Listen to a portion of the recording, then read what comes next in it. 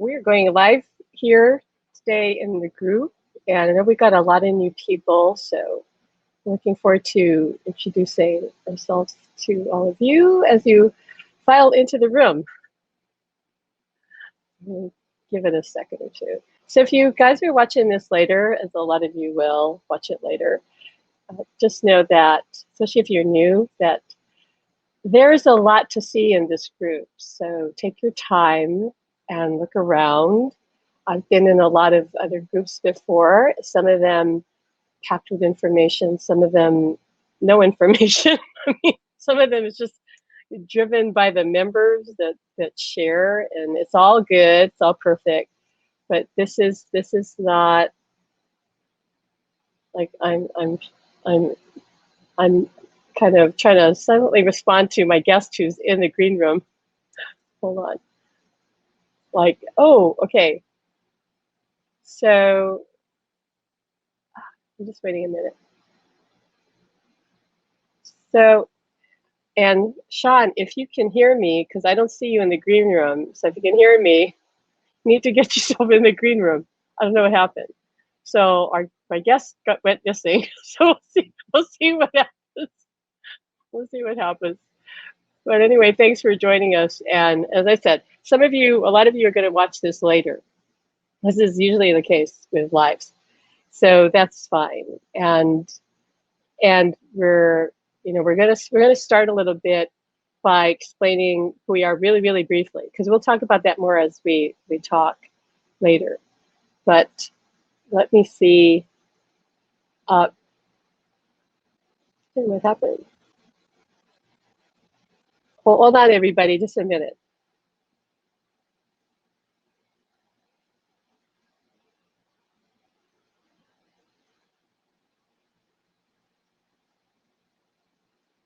Okay. Let's take a let Shaun know that I don't see him in the green room. Yeah, you guys know we have a green room. It's nothing fancy. They're just waiting off camera. And for some reason, he's gone missing. I don't see him. He's supposed to be there. So I'm just letting him know. He has to add himself back.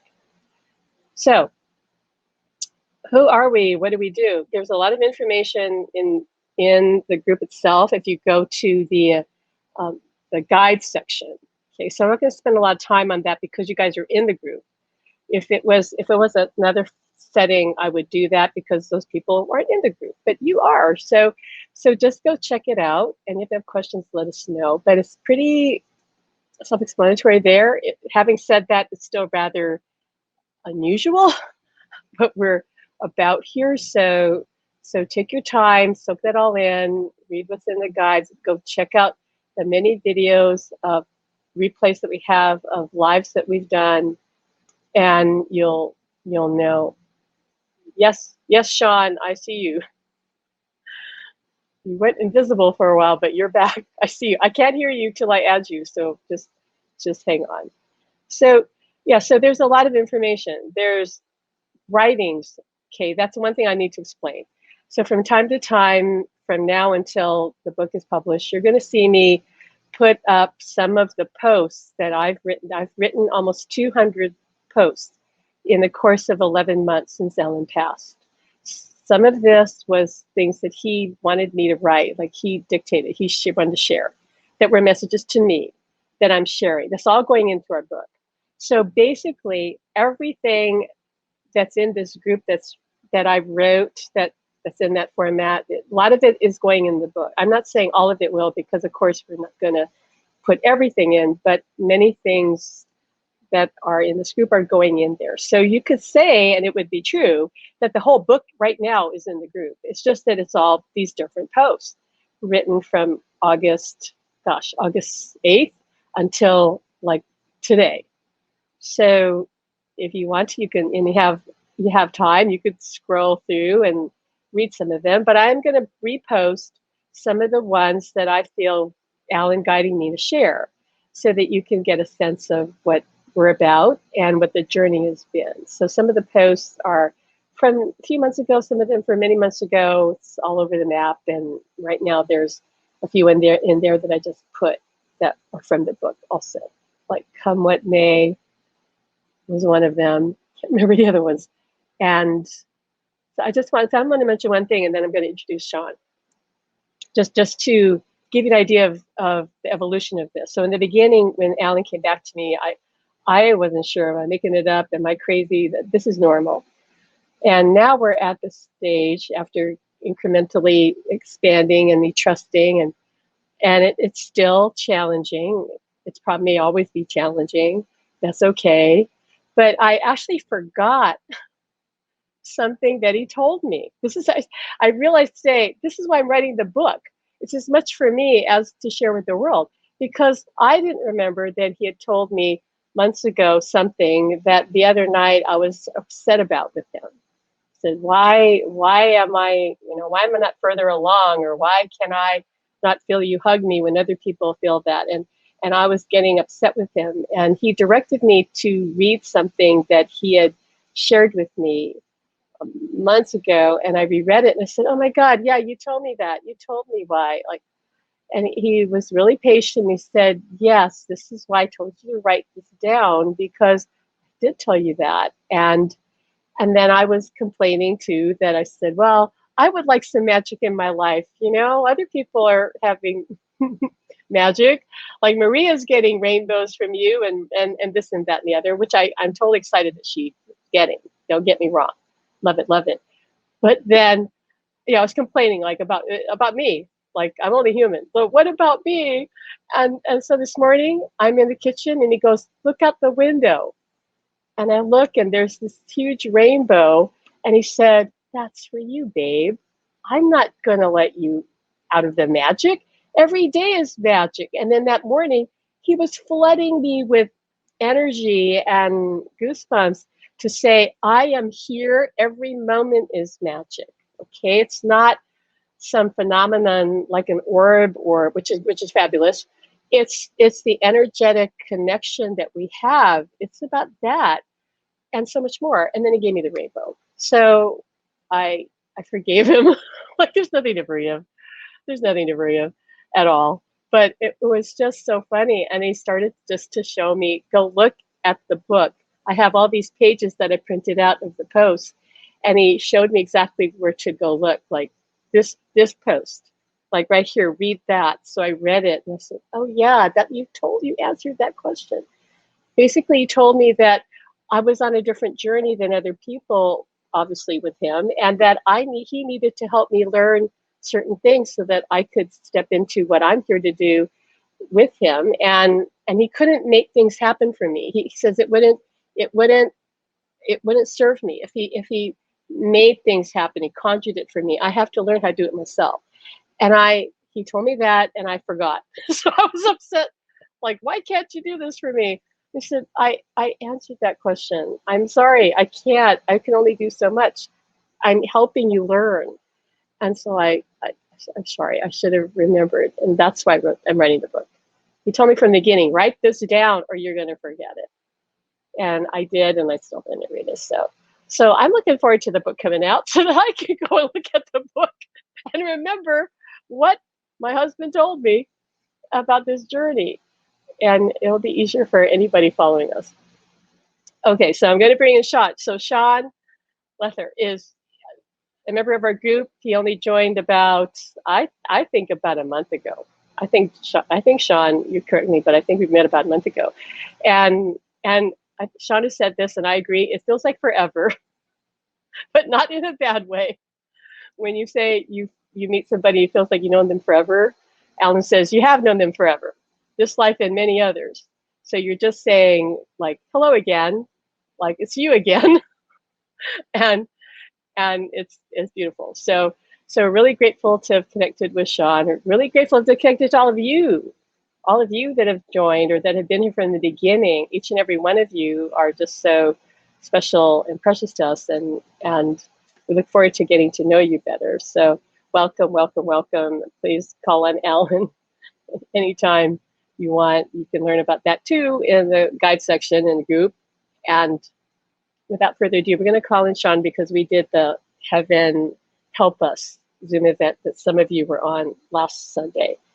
and that went really long, and it was amazing. And I think there are maybe some questions or some new people who want to ask their own questions, like they didn't watch it, which is fine.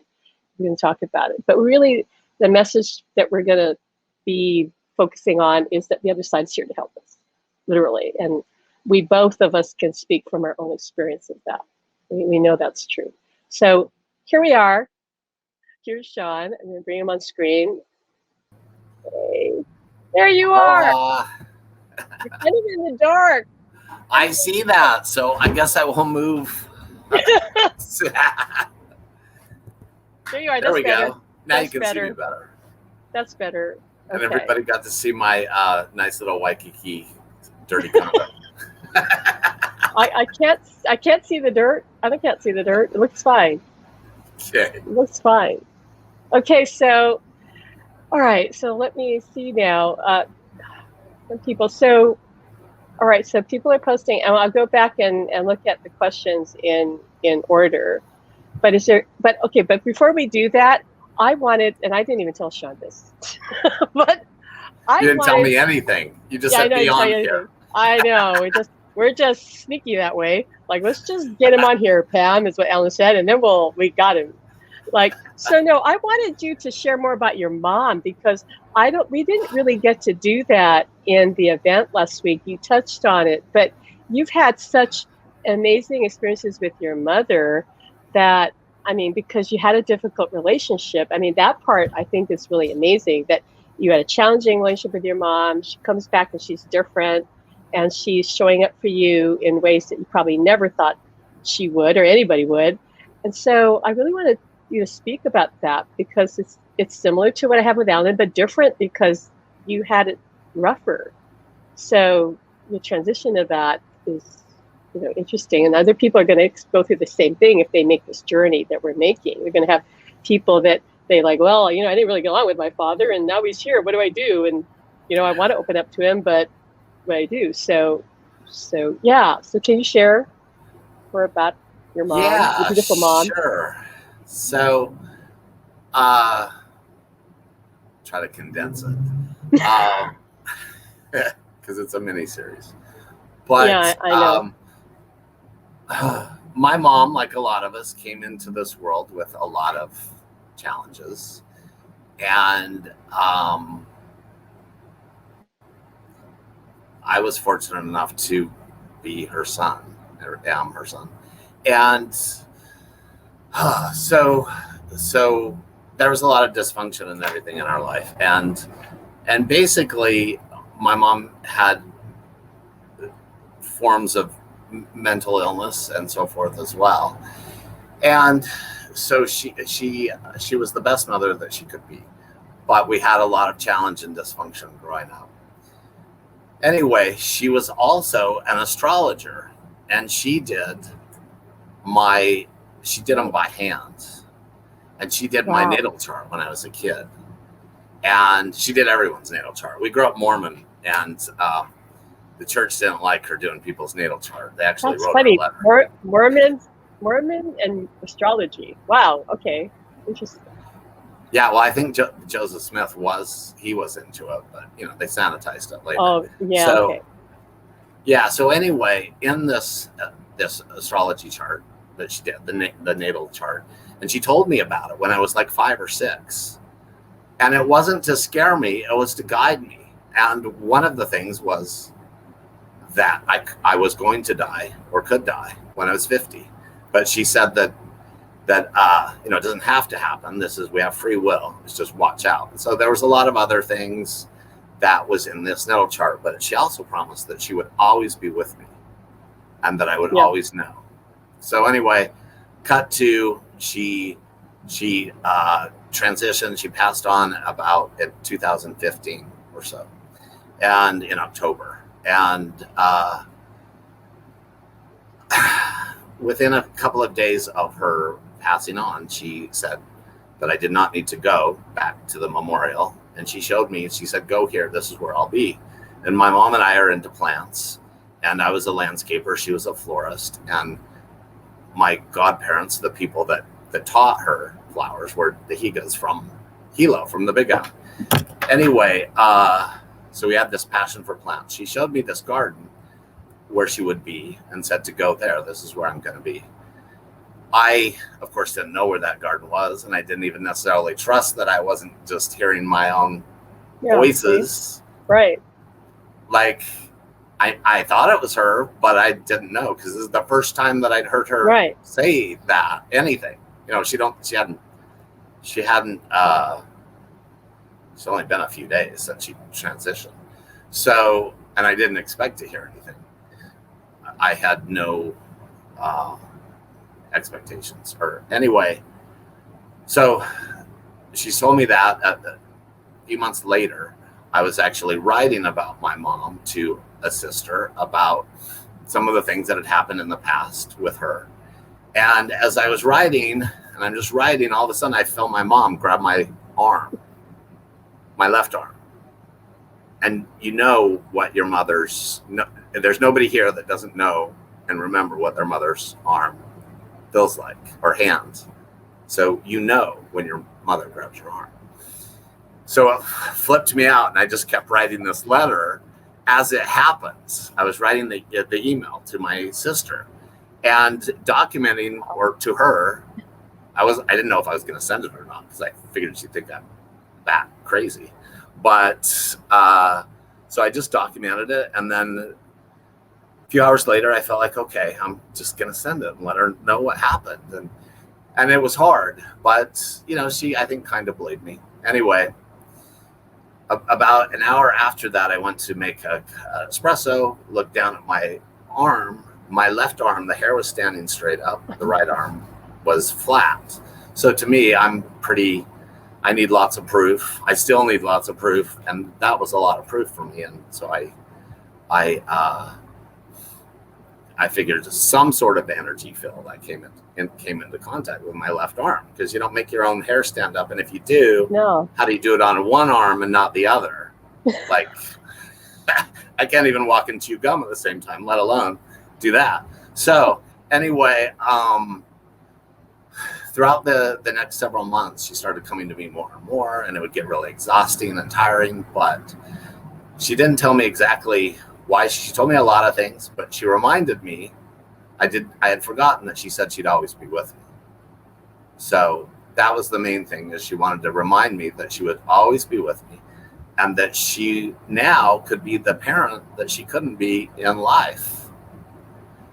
So there's a lot of things that she's been teaching me over the last several years. But what she didn't tell me, well, actually, cut to like 8 months, a year later, the sister that I'd been writing to comes to visit, and we did our usual sightseeing and stuff, and we went up to Manoa, and first we went up to Manoa Falls, and we were under this banyan tree, which, anyway, I started getting very like vertigo, and I didn't realize what it was at the time, and I didn't realize what that tree was, but there's a certain banyan tree where people now say that they've seen night marchers and stuff. So as we were going from there through Manoa, we decided to go to this park called Wahahila Ridge, which I'd never heard of, never been to. And you go through St. Louis Heights, where Pam lives, and to get up there. And as we're going up, it's only 3,000 feet or something. But I felt like I had extreme vertigo. And but I grew up in Salt Lake City, so I'm used to heights. Anyways, we get to this park, Wahahila Ridge. I was really, really vertigo and disoriented. And I actually tripped getting out of the car. So I sat and rested for a while, and then me and my sister went for a walk.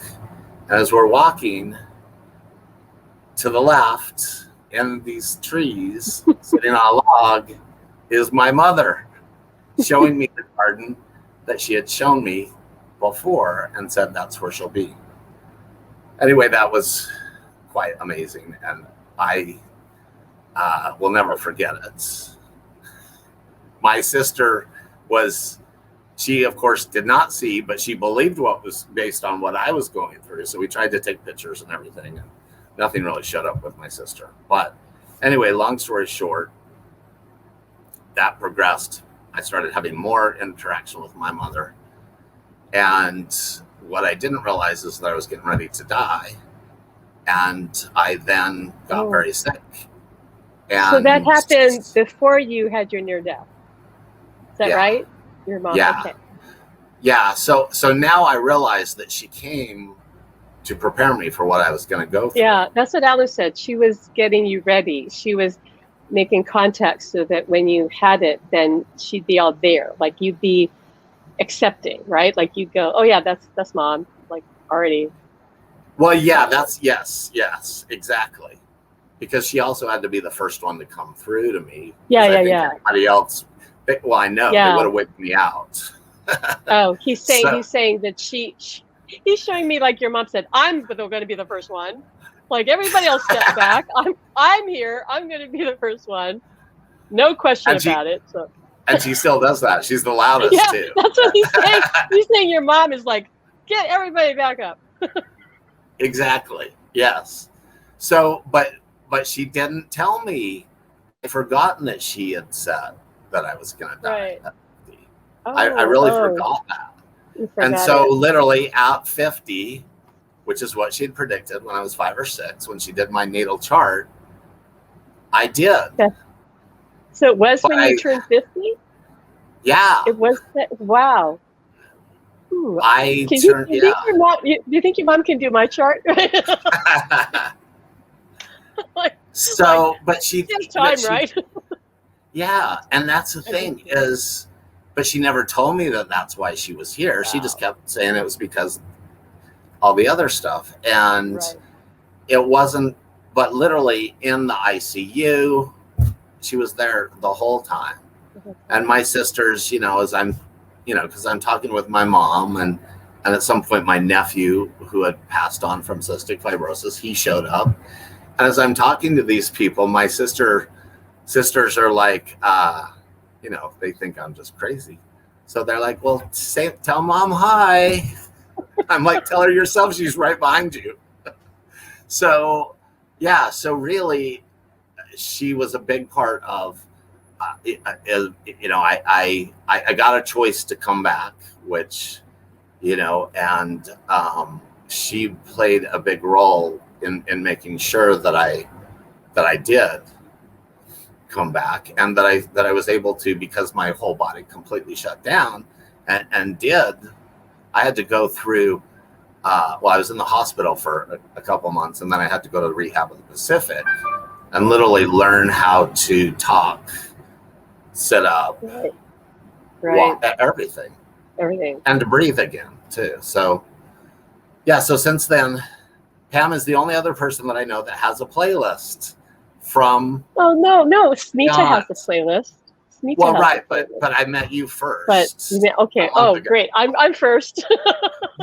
No, what I'm saying is, before a month ago, my friends thought I was crazy when I'm sending them like songs from my mother, even my family. It's like they're like, "Oh, that's nice."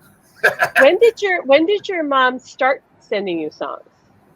When did it start being a thing? Oh, so right then. Oh yeah, you did tell me that. So the music was there, and you knew that was her communicating with you. Yeah, in the ICU, and it's Daniel Hokie, I think, and it's "Tell Your Heart to Beat Again." So that song was playing in the ICU?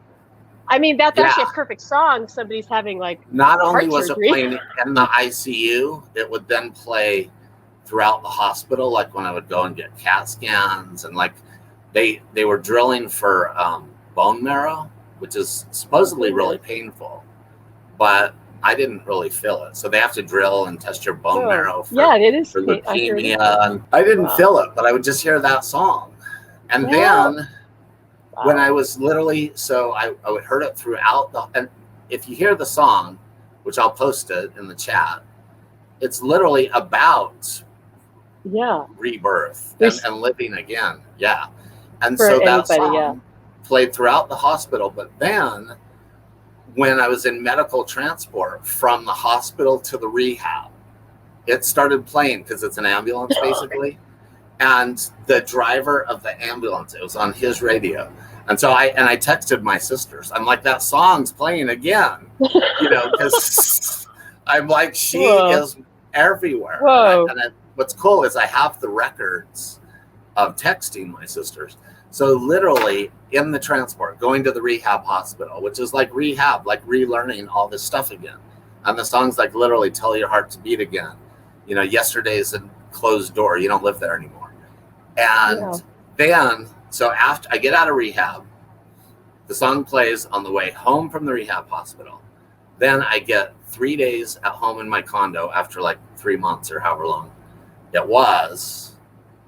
And I had to go to rehab the next Monday. So as I come down from my condo, down the elevator into the lobby, the car's there in the front with the radio playing. And what song is playing? Tell Your Heart to Beat Again. Yeah. That's bizarre because I never heard that song until you showed it to me. Like, here's the song that my mom, and I go, I never heard this song. A beautiful song, amazing song, and we posted it in the group. And Alan loves that song too, but I was like, I never heard the song. Like, and you heard it all these multiple times. Like, there's so many things. Like, and my dad, by the way, passed on 2015 also. And of course, as you always say, I live on Mom's Mountain. Your Mom's Mountain, like it's right that's there. What I've heard. Yeah. That's the other really cool thing is that my mom and Pam look down at me from Mom's Mountain. We don't really look down on you. He said, Alan's saying, just literally, not figuratively. Yeah, and so the view from my condo, which is posted in the chat, looks up at Pam's house on my Mom's Mountain. And so they've been watching me since I lived in this condo since 2013. So, wow, that's something. So you're giving an example of how heaven can help us, like your mom helping you heal, helping you. Really, they can do that. I'm saying they are like angels, because we're everything. We're angels. We're elementals. I mean, we're multifaceted. We're God. So why could your mom have the powers of an angel? Like, every being can have whatever power they want. He's saying it's a question of what they're ready for, what they want to do. So, she's powerful. Yeah, your mom's powerful. Yeah. No stopping your mom. So, and Alan's saying that may not be the case for every soul in their side, because they're all different. It's all, depends. Really depends. But they all can help. He says they all can help. They all can help, and they want to help. So okay, that's cool. But I want you to tell about how she finds you toilet paper. Oh. We want the more important things. The cool stuff, right? So I might have a few friends watching this who know, but here in Honolulu, we have a Target at Ala Moana, and there's a lot of energy there that makes it easy for her, it seems, to do a lot of interesting stuff. Not that she can't in other places, but that place is active because not only just I have friends that when it used to be Nordstrom, they had experiences there, but it wasn't my mom, but they had other experiences. So like during COVID in the beginning, and when we'd have toilet paper shortages, it was absolutely amazing. I could walk by, there would be none. And one time I was talking to one of my sisters when it happened. Like, it's like, so we're still out of toilet paper. Literally, I'm talking to my sister and it's empty. And I was like, go back around the row. I come back and there is 1 4-pack. And it's the actual brand that I buy just sitting there. And so that was the first time that she did something really that, physical. And she does it a lot now. What I need, it will be sitting there. And it was funny because even in the last month, something happened where exactly what I needed was there. And it was like, so it's so great. So it's like, now I don't have to go anywhere else. I can just get my stuff here. But then there was something else on the list that wasn't there. And so I'm like, why do you, because literally it was the last something or other on the shelf. And I knew that's the other thing for people. I'm sure whoever's experienced this, you know when it's them. Like it's a knowing that, maybe at first you're not sure, but once you start getting used to it, and because everything changes, that for me, the energy. And so, but really, if I ever wrote a book, it would be called Lessons I Learned from My Mother, ... after she died, because it's really quite amazing the things that they can teach us if we're willing to learn. And faith, trust, trusting, it's like I don't worry now like I used to, because I know that I jokingly tell people that she's writing checks, because I still have physical issues that I'm dealing with from this, that, I spend a lot of time with the doctors and stuff, not necessarily working. And so, she's helped me learn trust and faith. That's amazing. Oh, somebody just, I don't think you can see it, but somebody just posted a question for you. And somebody else said something earlier. I'll go back to that, but let me just put this here. Can you read that? So I know, sorry, we don't know your name, and it's cool, you're not signed up to StreamYard, so we can't see your name.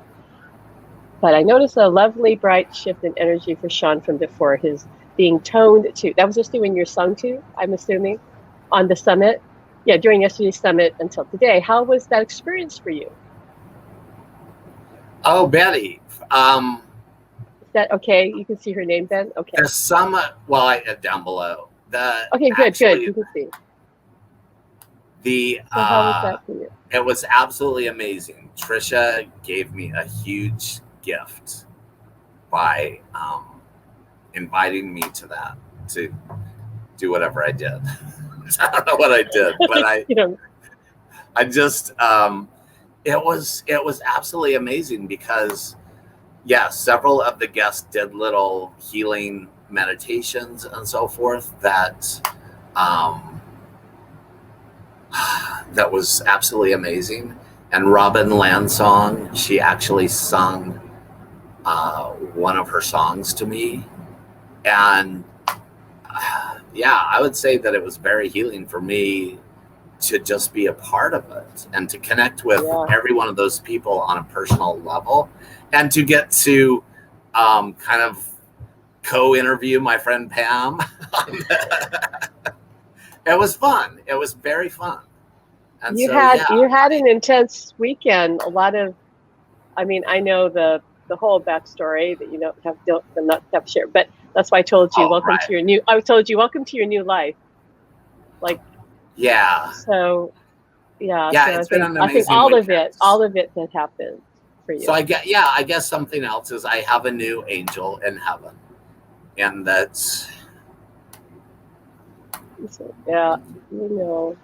I'll let you tell. My niece Heather transitioned. Right. So it's bittersweet. It's bittersweet because she's no longer suffering, but of course you still miss her. But she's your angel. That's what I got. Actually, and I'm very happy for her, because she was in a lot of pain. Oh, and she was so happy when we tuned into her when she left. Because she let go of She was ecstatic, like, oh great, I'm alive again. Yeah, she was not living, that's for sure. She was. Now she is. Now she is totally living. Now she's busy at work, being the newest angel. I call them my gang. Yeah, your gang. And so she's the newest member, and she's so that too. Because I could feel her. When did we talk with Al? It was a couple hours after, right? Yeah. It was Friday night, right? It wasn't yesterday. It was Friday night. It was Friday night, right? And we talked at 11:36 Mountain Time, which would be right. What, 7:36? 7 something our time, yeah. So, and I got to, luckily, my sister called, and I got to talk to my sister and Heather briefly right before. So yeah. So yeah, so maybe that also, because like the more, like Pam tells those of you that are in our group, when we allow them to love us from the other side, it does amazing things. And so I'm feeling her love as well. That and miracles. That's the other thing. They provide miracles. Absolutely. If you believe in, well, you don't even need to believe, because they're doing miracles whether you believe it or not. Yeah, they do. They do them, and you just think, oh, what a coincidence. Right. And they're probably going, hey, I did that. Like, give me credit. No, they're not doing that. They're not saying give me credit. But they're That's actually the best. That's it. actually the biggest thing to learn. There is no coincidences.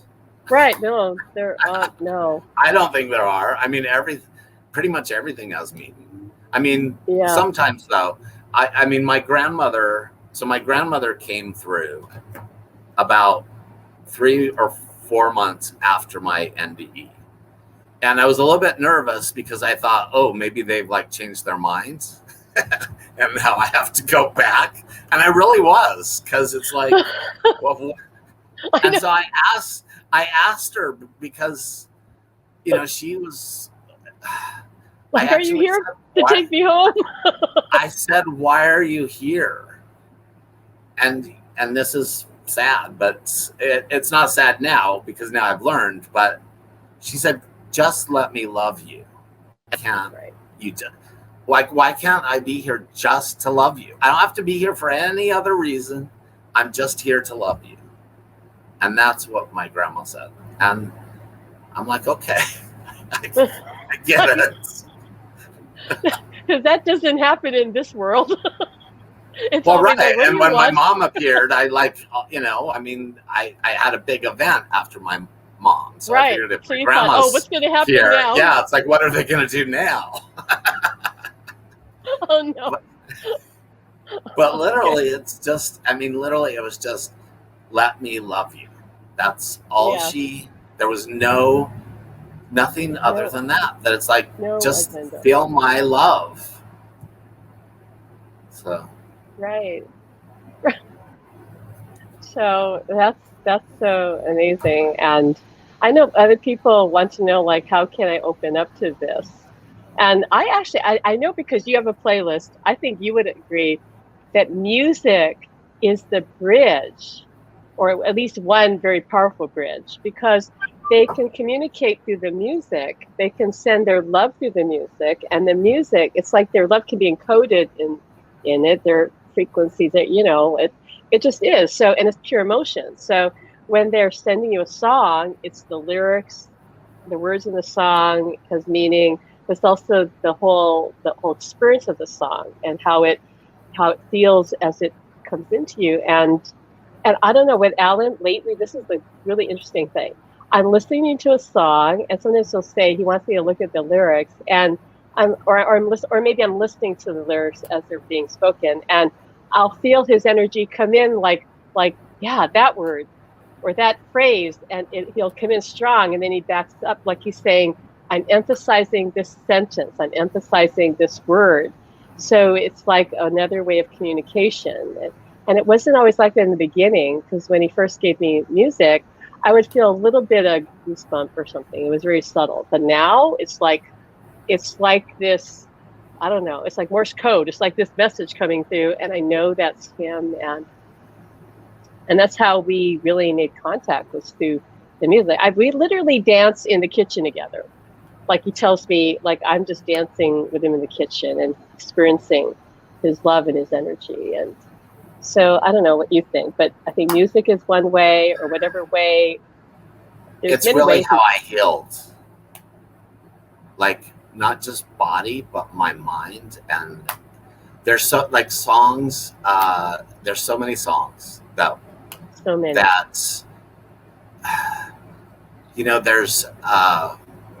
well, I can't think of right now, but there's many, the words through the song. That's what's really amazing, is how they can actually choose a song that like almost every word has meaning. You know, occasionally there'll be one like, okay, like a couple of sentences like I don't understand that, but mostly the whole song. Mostly, yeah. And so many of them are you know, amazing that like they really did. They got me through rehab, hospital. They got me, you know, through. I wouldn't be here. I really would not be alive if it wasn't for my mother and the game. And you're right, and the music. I wouldn't have opened up emotionally if Alan hadn't given me those songs. Because when you're listening to music, and I wasn't always that kind of person to listen to music, sadly, but he got me to listen to it, and I started to change. I started to feel things, and if I didn't listen to music during the day, I would kind of go crazy. Like, I got to listen to that music. I had to listen to it, and I could feel it just healing me and opening me up and, you know, helping me. So I was addicted to the music, and I didn't constantly listen to it, but a lot of times I would, or he'd say, listen to the music, go listen to the playlist.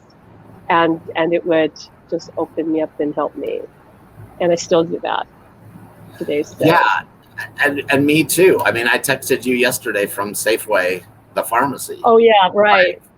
Like and it was one from like the minute. That's the other thing is, you know, so it's like you can be in a, you know, background music in a grocery store or whatever. You know, most of us don't tune into it. And I certainly don't. I'm busy doing my thing, but then something will happen and it's like just this knowing of, and everything else goes silent for me or is washed out. Right. And then I'll tune into whatever it is. So it's like, yeah, how in long structs, how can you hear the words from background music? But for me, everything else will go silent. And it's as if there's nothing else there, just me and her. So, and I texted you from, I'm paying for my drugs at Safeway Pharmacy. And it's like, oh yeah, all of a sudden, it's like, yeah. And so here's the thing that I'm learning through a few friends of mine. And one of them, his name's Sydney. He might be here, Sidney Kirkpatrick. But he's a expert on Edgar Cayce, and he just wrote this amazing article that I just was reading earlier today about how they have used music through a lot of great things have happened through music being transferred from the other side. And then another friend who Gary Malkin, who does Wisdom of the World, his music is for people for like in hospices and so forth. And so I'm now, I mean, what you and I know, now I'm seeing that there's other people that know, and they're trying to produce that music. That's music, you know, yeah, because it's vibration, right? And because right. Right. Music is vibration. It's a way for them to vibrationally communicate with us. I'm just now starting to understand why it works. I mean, like, because before it was just, you know. All you knew was that it works. Exactly. No, it works. But hey, you know, that's the way to prove it. I got to try this. Okay, it works. That's good for me. Like, yeah, and there's a guy at IANDS, in fact. So there's a guy at IANDS that I know. And he has spirits that'll actually help him. He composes piano with spirits through him. And another friend, a lady that's through the harp, they help her with. So really, wow, that's amazing. Yeah, that's amazing. And I'm hearing from other people who are telling me that they have contact or. And like the kind of Al and I are having, but even other kind of contact, I won't even go through it, but I'm getting stories from people. Like they're already responding to me. Oh, that happened to me. And let me tell you. And Alan's saying, see, that's the second book. The first book is our story, our love story. The second book is everybody else's love story or everybody else's story of how they're having these interdimensional relationships with people. And And he says, you're good, the floodgates are going to open. And when you share those stories, you know, our first story kind of opens that, then the other stories, then that's going to lead to more of an awakening for people to go, wow, this is really real. Even if it didn't happen to you, you go, well, it happened to all these people. Like, what does that mean? Like, that's just too much. Not only that, the other people are having similar confirmation, like I'm having, that Alan showed up and it wasn't just me seeing him. It's like all these other people go, oh yeah, I saw him, or he talked to me, or he did this with me, or I went on vacation and he showed up and took me to this place where I needed to go, or whatever, and manifested this and that. It's like all this confirmation. And he says that's what's going to convince people, because you can't prove it scientifically. This is impossible. You have to prove it anecdotally. But people don't make this stuff up. It's too right? Like life is stranger than fiction. You can't make this up. Like, this is what's you go in our group, you see all this posts, like, do you think I have the energy to every day like create something like crazy and keep the theme going? Like, in order to keep a lie going, it takes a lot of work, because you gotta like hone it. You know, you can't. It's too. If something's true, you can't find a hole in it, because it should, even if it's crazy. Also the unconditional love that they send through the other side, as you know, that's what gives you the energy and me the energy. Like, because you know, physically I'm held together with baling wire duct tape. Like, I know.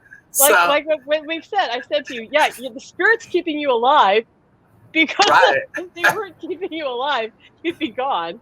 But the other side creates the physical world.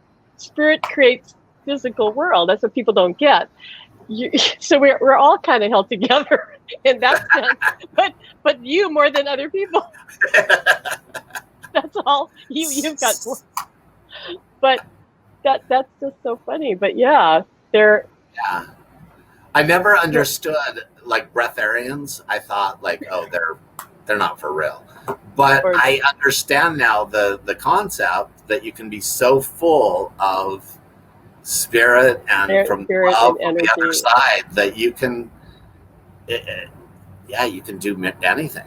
You can do anything. I don't get enough sleep anymore, but it doesn't seem to faze me, because Alan just like fills me up, and I'm like, all right, let's go. I want to go. I'm excited. Let's go do this. Let's go do that. I'm not dragging myself through the day, because I know what I'm here for, and he's with me in it, because he's totally on board with it. And so how could I not feel alive? You know, I'd only not feel alive if I started fighting it. And in moments where I have a tantrum and I go, how come I don't get any rainbows? And he goes, here you go right now. I just gave you one.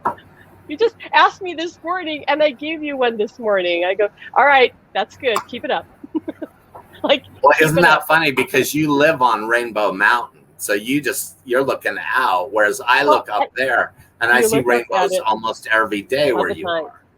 Well, I do see them, but today it was more like visible, like a cross where I could take a picture. But I do see them here and there, okay? Because we're right off of Manoa Valley. St. Louis Heights looks down over. So I see them, but not like that. Like, it was like other times I'd have to run outside, take a picture, and there'd be the telephone line, you know, blocking the view. It would be ugly. Like, I don't want that photo. So this one was like, okay, I could lean over my lanai and take the photo, and it's on my profile page. And he got me the photo that I wanted, because I never could get one before. So he said, look out the window. That's for you. Go take the picture. You said I wasn't giving you any magic. Well, here it is. And now here, I'm going to come in and play the music. And he just flooded me with energy. And I go, okay, I know you're here. Like, I'm sorry. I'm not going to complain anymore. And he said, it's okay for you to complain. And I do have to step it up and give you what you need, because I know you need that. So, yeah, it's cool. So I want to see if other people have questions. But I know somebody initially didn't ask a question, but they posted this.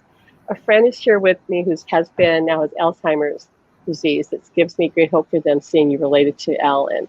So Alan we'll check the doctor said he had dementia, which he did, and when cause of death, they almost always say Alzheimer's. I don't think they say dementia. They say Alzheimer's. They don't know what to really have. So he had Alzheimer's or dementia the last 2 years of his life, and the last 6 months was the worst. And it was really hard to talk to him. And yeah, I couldn't talk to him. But he says, because we have talked to people whose loved ones have dementia, and Alan comes through with a lot of compassion and is explaining like what they're experiencing, because they do know what you're saying, because they're not as why wouldn't we think they're, because we're consciousness, right? We're mind. We just can't articulate. We just can't express what we're trying to say. But it doesn't mean that he didn't hear me or understand. He just couldn't he's saying I couldn't get the words out. He was so frustrated. He was like, he just tried and he couldn't. So know that they do hear you and understand. They just can't respond.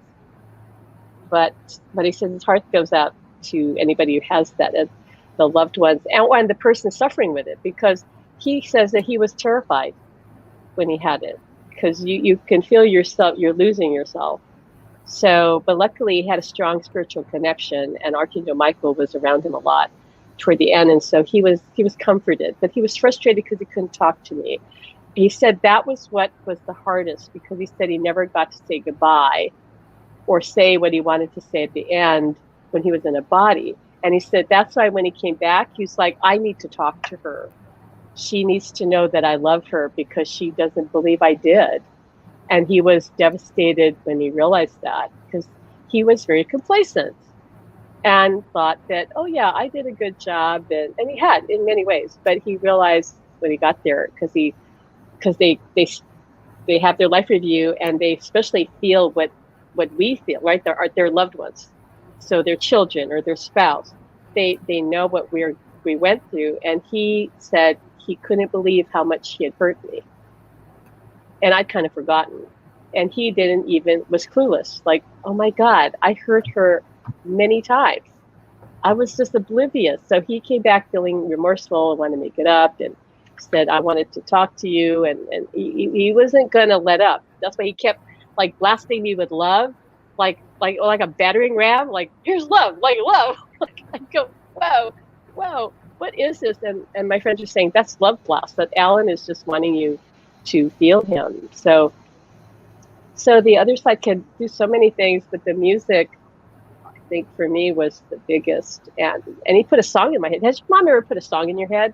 Like you can't get the song out of your head. It just keeps like repeat. Like it just keeps going. like they're trying to say, listen to the word. Yeah, sometimes maybe even if I'm not in a very good mood, she'll put a song in my head to help me remember to get out of whatever I'm in at the moment.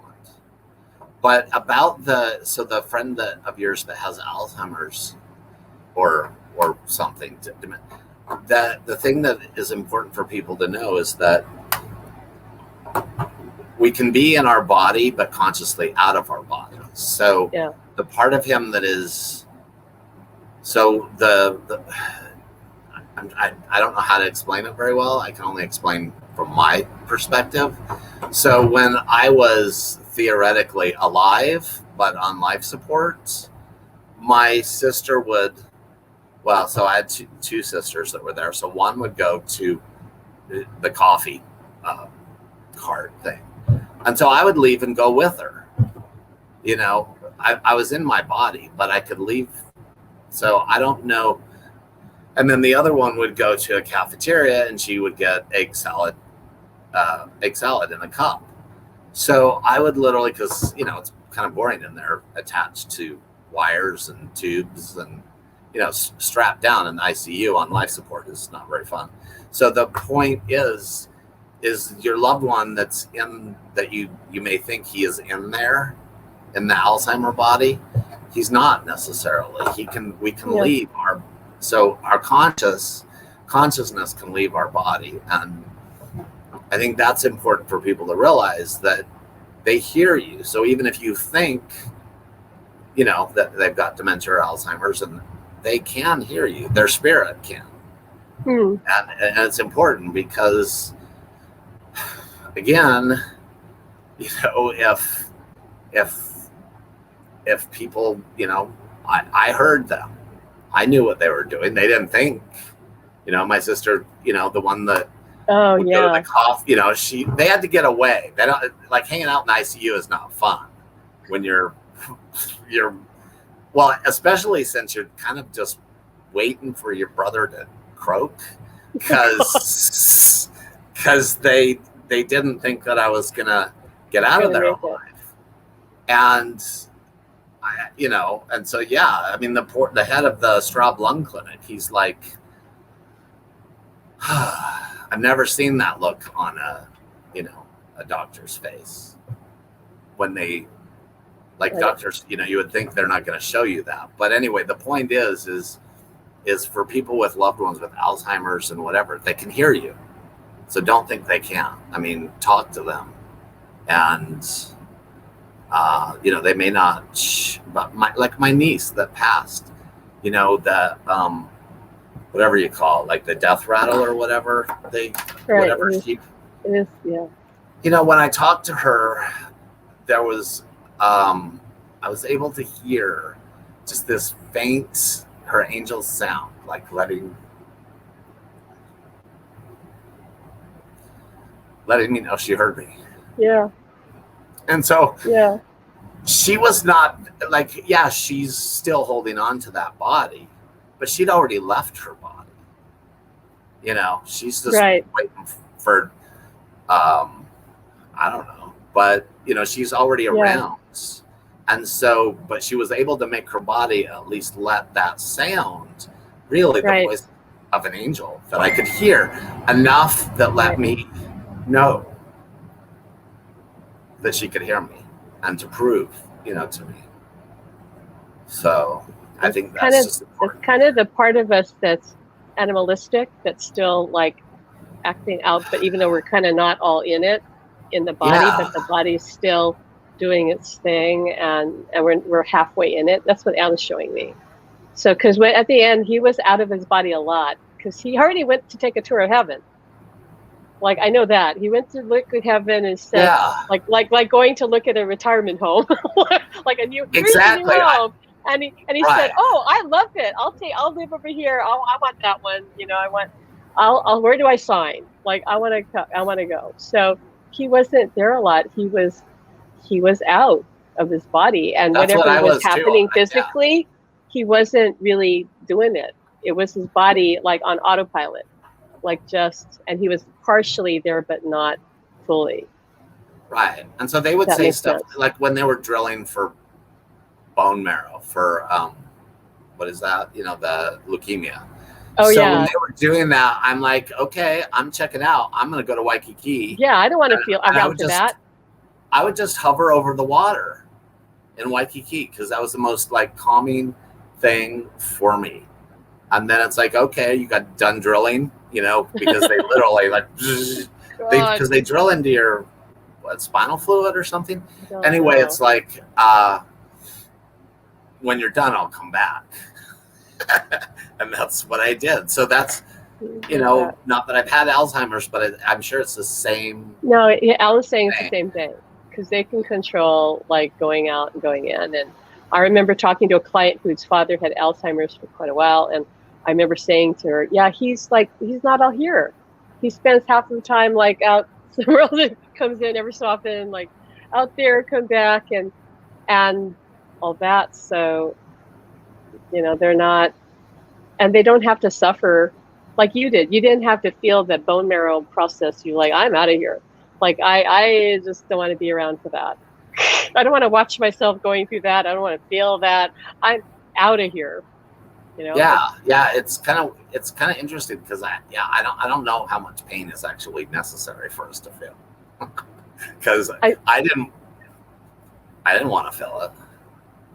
Alan says you don't have to, because it's only us in a body that think, like, we can't, like, leave.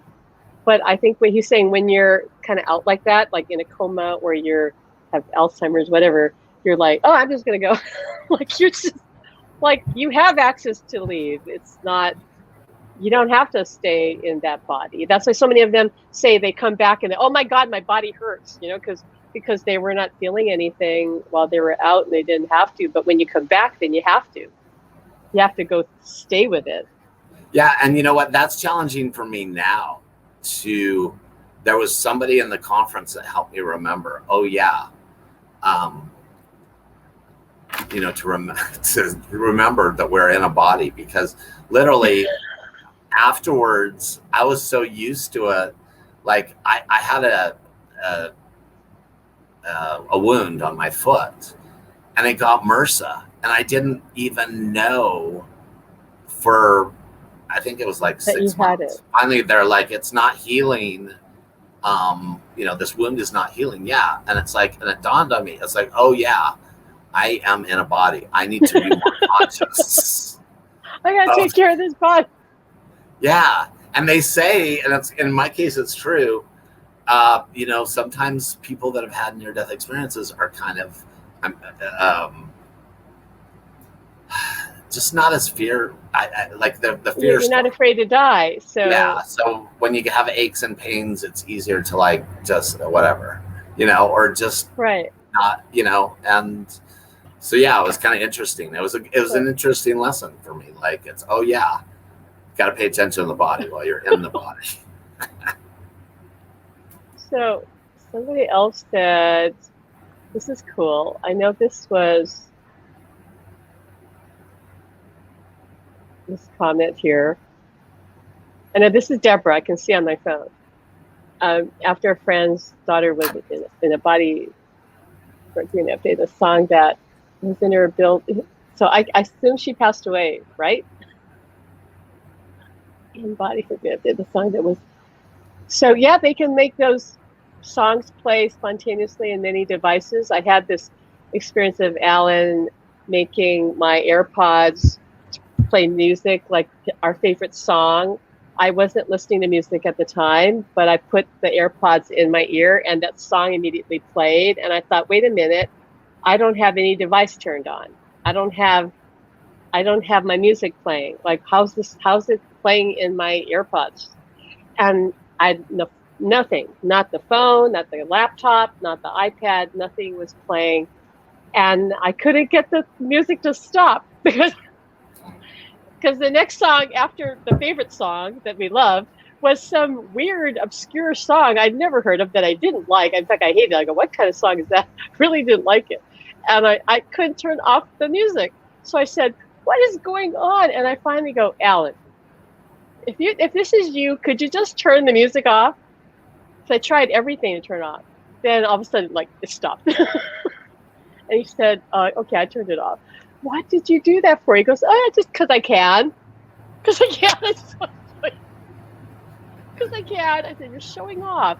He goes, because I can. I wanted to do that. See, I'm testing. I said, don't do that all the time. It can be really annoying. Because he turns off my phone if he says I'm doing too much. And I've already told him, like, stop doing that. Don't turn off my phone. That really irritates me. And we can do all those things and more. So let's see, let's have another. Hey, Maria, I don't know if you're still here. She checked in. She's on the road. Okay, here. So, okay, back to the person with Alzheimer's. So sisters preparing. So if you're talking about the family preparing or the person who has Alzheimer's preparing, it's hard because I don't know. Alan's saying he's concerned for both, but the people who are caring for the person with Alzheimer's, they need a lot of support. I know how hard it is to care for somebody like that. So I would try to get support, you know, for the family. That's not something a person can do by themselves, or even two people. It's really hard. So, but preparing for the loved one that has the Alzheimer's, Alan's saying to me, just talk to them like they're still here, because they're still here. Just talk to them, engage with them. Don't assume they don't understand you, even if they may have checked out and floated away somewhere, that they could be back any minute. So So just enjoy them, talk to them, know that on a deep level they can hear you. Because he said he could hear me, even if he was kind of not all there. He knew what I was saying. Or no, he's showing me that he was always like was tuned into me, like in case something important was happening, and he could come right back. So just know that it's just not, it's a very difficult journey. Also, check out wisdomoftheworld.com. And look at the graceful passages section, and it's really amazing music that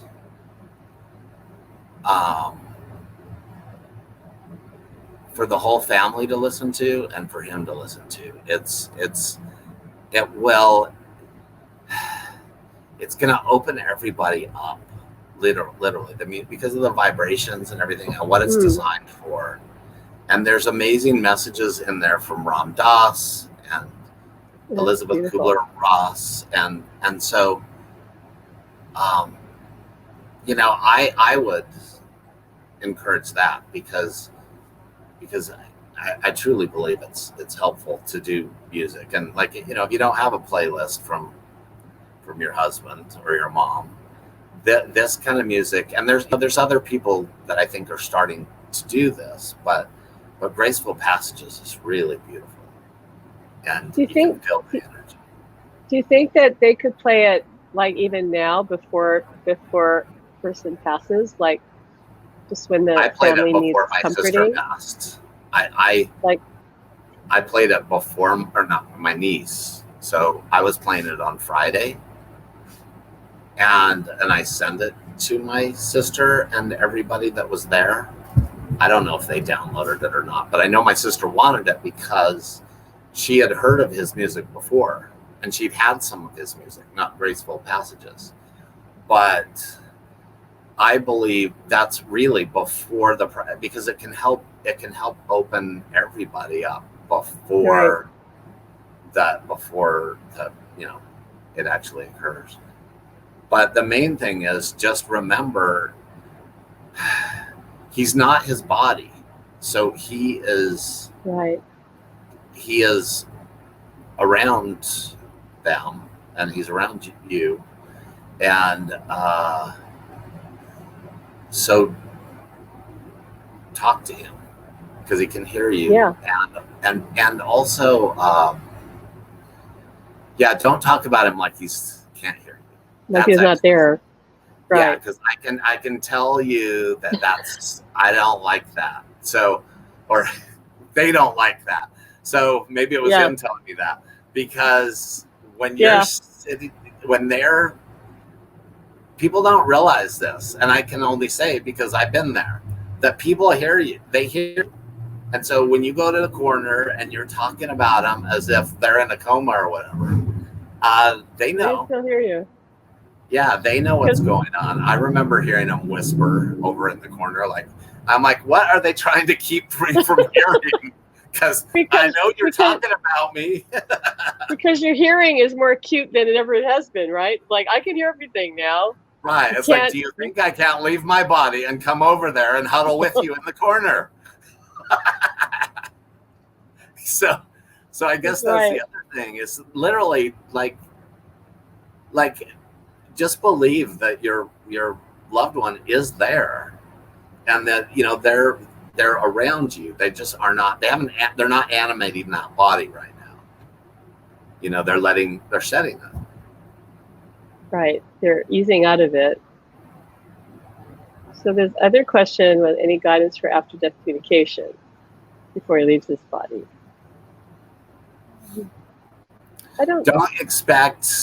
Don't expect to hear from the same person that you know. So don't expect, you're going to know, but don't be looking for the same exact personality. You're right. Because also, let's say they have Alzheimer's. So my mom had dementia and I guess Alzheimer's, whatever they want. But I never bought into that. And so up until the end, I never saw her as dementia or Alzheimer's. others. And so that's one way. And the reason I know this is I mentioned before, Esther Hicks, when Jerry Hicks died, she couldn't find him, but she can channel Abraham. So the reason that she couldn't find Jerry is she was expecting Jerry to be Jerry. So she wasn't looking in the right place. So that's just the other thing. You're going to hear from the universal soul of your past loved one with their characteristics, right? But not exactly the same. It's like the perfect version, right? The better version. Yeah. Alan is saying the ready for primetime version is what he's saying. Yeah, right. Yeah, because like my mom, what's funny is that, but as you know, they know what they were like here. Yes. But they are still, yes, the perfected, much better version. Their better self, their higher self, the better self. But they still have, if they had a sense of humor, they still have. Oh God, Alan still has a sense of humor. And they're not like, some people think they're going to be all spiritual, but no, yeah, they can cuss too. Oh yeah. My mom can cuss. Well, when Alan came through to me and talked me into giving readings with him, and I said, I was really skeptical. He goes, just try it once. If you hate it, you don't have to do it. But try it once because you'll love it. And I saw love in capital letters, like big letters, love. I go, all right, sure. I'm going to love it. I never liked doing reading. You're going to love it. Trust me. I do the reading with him. The person isn't listening to him. Well, and that's the number one thing he cannot stand. So he's like, he's going like all irritated. Pam, I hate it when they don't listen. I go, I know. I'm in my mind. I'm going, I know. Just calm down. Just calm down. Like I'll get her to shut up. And he's like a horse, in the gate, right, ready to bolt for the race. He's like, I'm really irritated. I'm going, Alan, calm down. Finally, he says, just swear at her. I said, what? Swear at her? I go, I'm not going to swear at her. He goes, you've got to get her attention. She's not listening to you. She's not hearing you. But watch, even if you swear at her, I bet you she's not going to hear you. And I said, I can't do that. He goes, and she kept talking. So I said, okay, I'll swear at her. So I think I said to her, like, shut the fuck up, which I've never said to anybody in my life. And sure enough, it went right over her head. She's like, she just kept talking. And I hear him say, I told you. She doesn't listen. You're going to have to do something. I go, look, you're going to have to be quiet. I just had to start really talking to her. And finally, she settled down and we could do the reading. And he got the info, because he gets really frustrated if he can't help, because he doesn't want to waste time. Other readers, they want to run out the clock. They go, oh, sure, let me just sit back and have a coffee while my client just talks about themselves and I don't have to do the reading. I just get paid for having coffee and listening to their story. Not Alan. He's been known to say, who's doing the reading, me or you? So be quiet. I have something to tell you, because he doesn't want to waste anybody's time. He wants to help. So he's coming from a good place. He's not like he wants to hear himself talk. He just really wants to get in there. And so finally she heard him. Finally, we got at least, it in, what we needed. And after that, I got off the phone and I was laughing so hard. I was like, laughing so hard. I said, that was hilarious. He goes, what do you mean hilarious? I go, because you're so angry. I know that's you. This is so you. I knew that was him. He said, well, are you going to do readings now with me? I go, sign me up. That was fun. I'll do it. Let's go. So within 12 hours after that, we had 17 people sign up for readings that were from the Facebook group, because he told me to just announce it in the group. And I said, can't be that easy. He goes, no, just announce it, because they already know about us. They already know about you and me, and you'll see. So 17 people signed up within 12 hours. Within 3 weeks, we had 57 clients booked off in the group. So that just blew my mind, because he said, trust me, this is all going to take off. I'm not in a body. After the reading, I can still help them. And I said, you can? Like, how's that possible? Like, he's saying all this stuff, and I'm going, how is that possible? But sure enough, people were telling me, yeah, he showed up. He said he was going to, after the reading, come through, and he helped me, and I got a message, and he's been there for me, and I kept getting all this amazing feedback. So he was proving to me that he could not only help me, but help these other people. And he's saying that other people's loved ones can do similar things. It's just that he says he just has a broader reach because him being an archangel, meaning that that's his job. It's a job description. So he signed up for that. But their loved ones can do similar things too. So it's, there's no difference. He literally says it's just his reach. His reach is broader because he's been in training for. He's saying like training for the Olympics, like he's been training for this, so he can do this. And also, certain souls are, what's the word you used? Dense. I mean, more experienced. It's like a big schoolhouse here on Earth and there.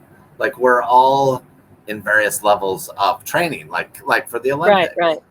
Right. Some people are in the Junior Olympics. Some people are in this, like we're all various levels. And he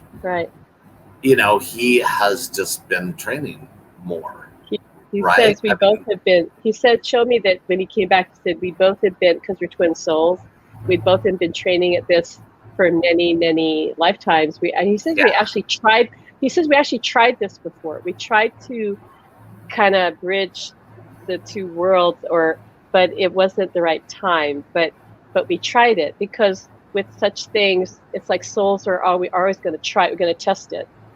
Not that they expect they're going to make it, but they want to test it, right? Just like anything. We'll just try it because then we can refine the process and figure out what worked, what didn't work. So he said that we had tested it before.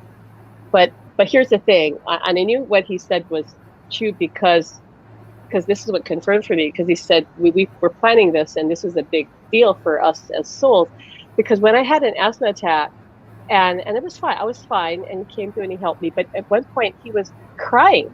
Okay, Swati saw him crying and about what happened. And I said, why is he crying? I got devastated. Like, why is he crying? I could feel his crying and his upset. And she says, well, he's afraid that you're going to die. But then Swati said to him, but wait a minute. If Pam died, what's the problem? She's just coming right back to you. Like, no problem. You get to see each other sooner. That's all. And he said, you don't understand. This is important, what we're doing, what she's doing. And if she dies too early, she's going to be so angry at me when she comes over to the other side and say, why didn't you save me? This was important. Our assignment was important. And he said, I said, oh, so he's really crying for himself. he was crying because he said, she's going to get so angry at me. So she started laughing. He said, yeah, he's scared of you. That you're going to be so upset that he let me down.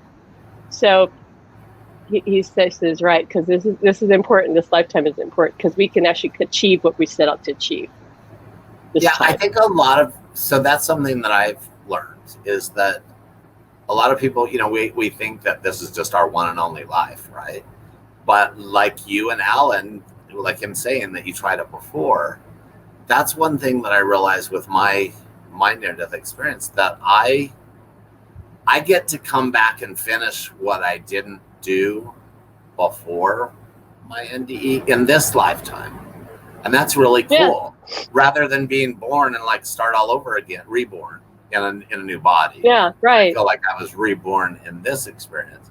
I get to continue healing. This is the way I look at it and feel, is that I get to continue my healing in this body, in this lifetime. Yeah. And so, but because I was allowed to come back. So if I didn't, and I just went and was reborn in another body, I'd still have those lessons that I hadn't completely learned in this lifetime. And so I just have to work on them in another one, is what it feels like to me, is what.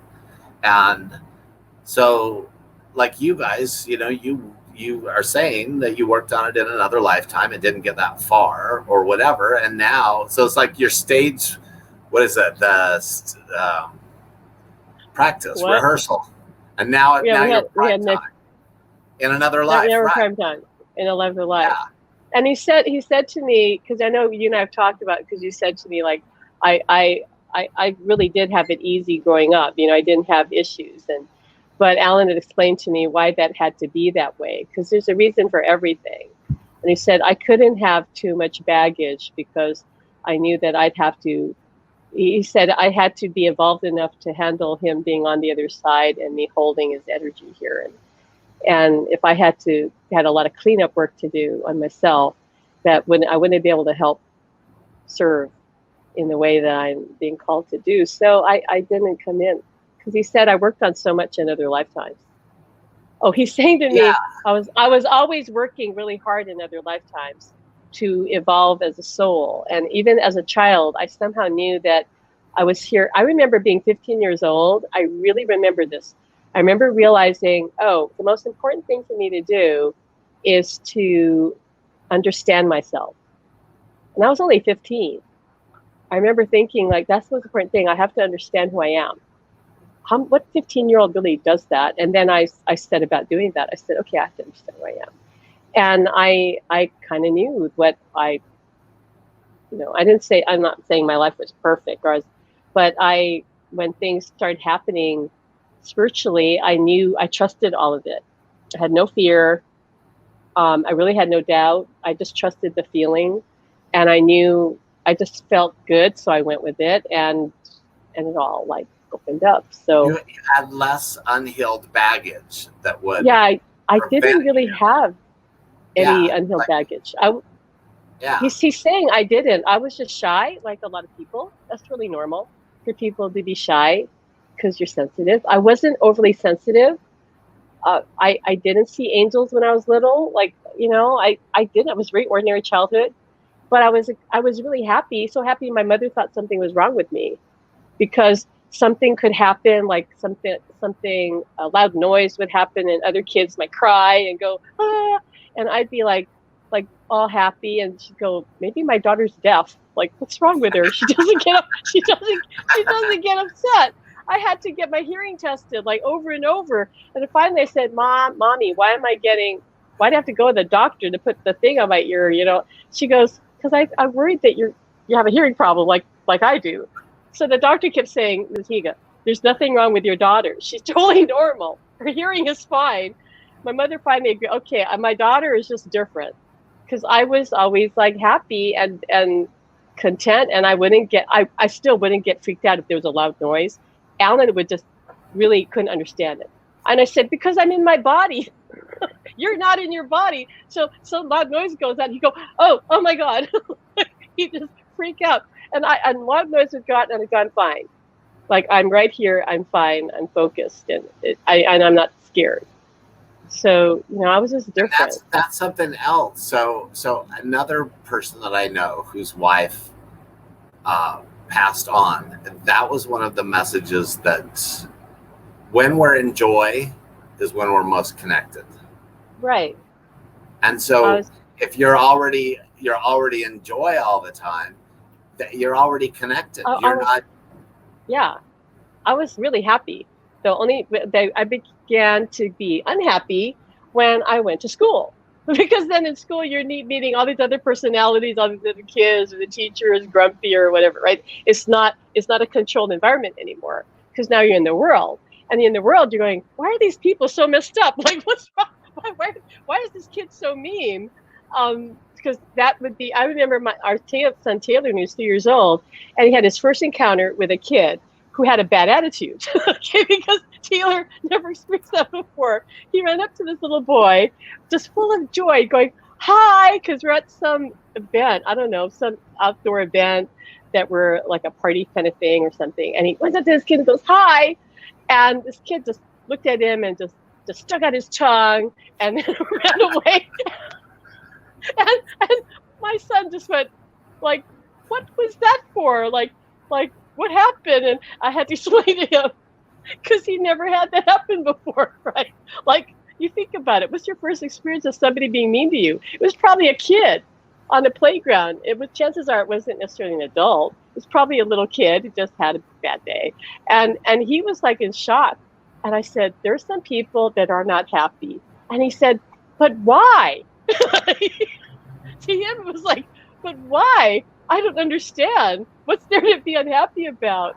This is life. Like, he'd go up to kids in a swimming pool. They were playing, and he'd go, "Hi," and he had like 2 teeth missing in the front. He'd go, "Hi, my name's Taylor. What's your name?" He'd be so friendly, like, "Hi," and if they didn't respond, he'd go, "What's wrong with them?" He never would say what's wrong with him or me, right? He'd say, "What's the matter?" Like, "What's wrong with them, Mom?" I said, "Not everybody's happy." But he was a very happy kid, and I was a very happy kid. And until we met other people that were unhappy, we had to understand the whole world isn't like that, and had to adjust to that, which is all fine. But yeah, Alan's saying that I was very connected spiritually from a young age, but I came in that way. And my mom was psychic, and my grandmother, I found out later after she died and after I opened up, my grandmother was a psychic medium. And Alan says, he's telling me now because he's talked to my grandmother on the side. He said, my grandmother knew that I was special, but she knew she couldn't tell me. And she knew that I was carrying that forward, but that I was very different from my grandmother, because my grandmother was not patient. My grandmother was kind of grouchy. My grandmother was kind of scary, actually. Is that the one on Kauai? Kauai? Yes, because she was a picture bride that came over from Japan. And I think anyone who does that, of course, they have to be strong. A woman who does that's not going to be weak. You know, she's going to be strong and my grandmother was strong. She wanted to get away from her father, who was an alcoholic, who would take her money that she would make as bride is. If you guys don't know what a picture bride is, look up Hawaiian Japanese picture bride. Yeah, she literally had pictures of men that she was shown that she could choose from, who she just would get to choose, that she could choose as her husband. So she chose my grandfather. He was actually really handsome, and she thought he had kind eyes, which I thought was really interesting. Also, wait a second. Also, for people that don't know, so the men here in Hawaii that were already here, they could send back home for their bride. The picture, and the women could, because it wouldn't be the other way. Because of course the men would go, "Oh, I'll take her." Like, the women, you got to convince the women to come. The women were not here; the men were here.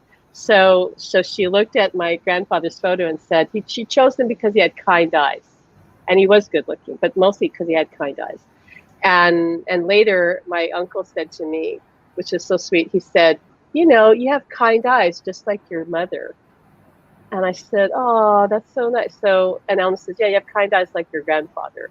So she married him, and she was just strong and kind of scary. She scared the policeman in Hanapepe, where they had a store and sold food and things, and she was an entrepreneur, and she was really ahead of her time. And so, but she was very psychic, and she had to stop doing readings when the war started because it was going to draw too much attention. But I came from that background, and my grandmother was around me the whole time that I opened up, and she even contacted Alan when I met him and told him to slow down, that he was driving too fast. She yelled at him. She came through when we were in the kitchen making breakfast, and she goes, hey, slow down. You got a ticket yesterday. Stop driving so fast. You're not in England anymore. And by the way, I know Pam is pregnant. It's not going to be a girl. It's going to be a boy. So just deal with it, because he wanted a girl. And she came in and said, not going to be a girl. It's going to be a boy. And he was like, oh, but she was right. And then he just slowed down his driving. So she told him off, and he said, I'm scared of your grandmother. I'm going to have to behave, because your grandmother is she's a force to be reckoned with. I'm not messing with her. And he says that she's protective of you, and she's around you. And I said, yeah, I can feel her always around me. So yeah, it's amazing what they can do. But she was really proud of me, because she said she was never patient, and she wasn't kind like I am. She's very impatient. And my mother was more patient, but my mother had other problems. But anyway. But I would think, they had to be tough. They had to be. To come, to leave Japan and come here at that, and then They had to be strong, and my grandmother was psychic, so she knew that in order for her to take care of her family, She had to find a way out of working in the plantation fields and all that. So she convinced my grandfather to use insurance money that he had to buy the store. He didn't want to do that, to put all the money in a store. She said, no, this will give us something, permanent. And so he went along, and she opened the store, and they were doing really well. And when he died of cancer, he told her he was so grateful that she had talked him into it, because he knew that they would be fine because they had the store, and because he was dying. And he took him home to Japan to be buried, and she ended up taking the last boat from Japan before the war broke out. She had the hardest time finding a boat, but she had 9 children on Kauai and Hanapepe that needed their mother, that just lost their father. And even though they weren't babies, they were still young enough that they needed mom to run the grocery store and all that. So she had to really work her magic to get on a boat, but she got in the last boat. Otherwise, she would have been there during the war. Oh, that's right. She would have been stuck in Japan during the whole war. So she just got out in the nick of time and was able to raise her family and send many of them to college because of having that store. My mom went to Case Western Reserve and got her master's. Like, my uncle got a PhD. Like, that was really unheard of back then. My mom was born in 1920. You women of that generation, they didn't go to college. And you're Asian too. Most of them went to college, and some of them went to graduate level. So there's a really good documentary out in the Picture Brides. Have you seen it? That's produced by the Bishop Estate or something. I don't know if I've seen it. Yeah, it's pretty amazing to see. I mean, you see them get off the boat. You see how tough they are. Oh, my grandmother beautiful but tough. It's beautiful. She said the house that she went to, that they first lived in, they had to share with somebody, and it was a dirt floor. She was horrified, like a dirt floor, and in the plantation fields, and they had to share it, and they soon got their own house, I guess. But she was upset. Wait, so did they start they didn't start their store until after the war, did they? No, she started the store before the war. Oh, they did? I don't know exactly when she started it, but as soon as my grandfather got his insurance money and they could put it down, because the store became available to buy, and she talked him into buying it. So she was really an entrepreneur.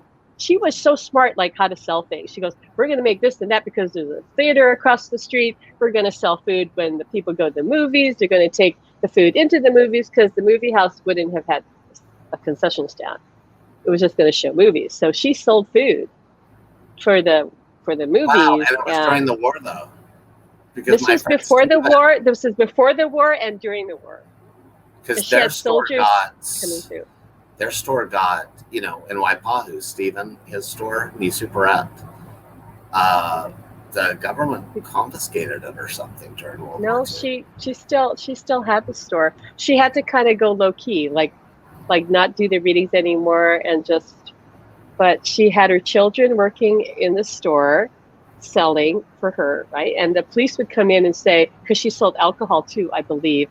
And they said, you can't have your children here, they're selling alcohol. She would just yell at them and they'd run out of the store. Shoo them out. Never mind. She would just I could just see her shooing them out, yeah. Maybe that's why she stayed in business. She supplied the booze. Yeah, that's right. she probably knew who to pay off, but because she's smart. So, and Alice says, yeah, she's very guided, because she's going to take care of her family, and that store is going to take care of her family, and it did. So I know she had it, because she had it even when I was like little, and I went there. Yeah, well, maybe she didn't have the store, but it still was standing, and she lived on the property. But no, they did it. They had it through the war, and that's what supported the family. So it doesn't mean that they didn't have hard times like everybody, but they were not starving. They were not starving. My grandmother was tough. That's why I always said, I'm afraid of your grandmother. Like I got to stay in line for your grandmother.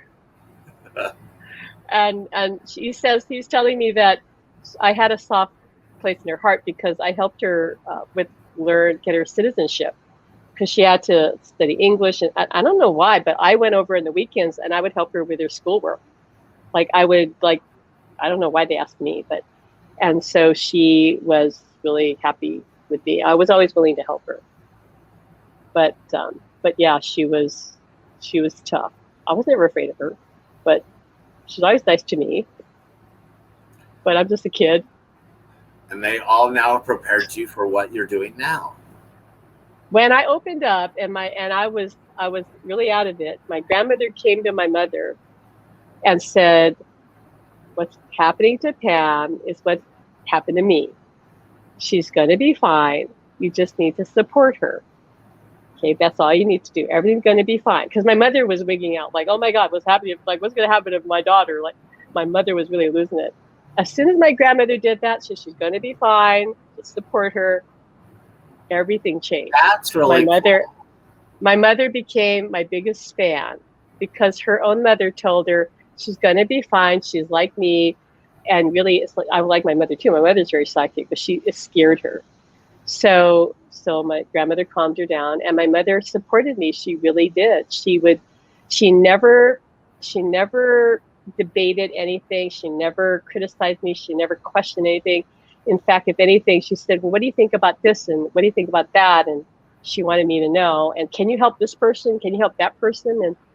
And she had her own awakening that happened when I awakened, because the energy started running up her arms.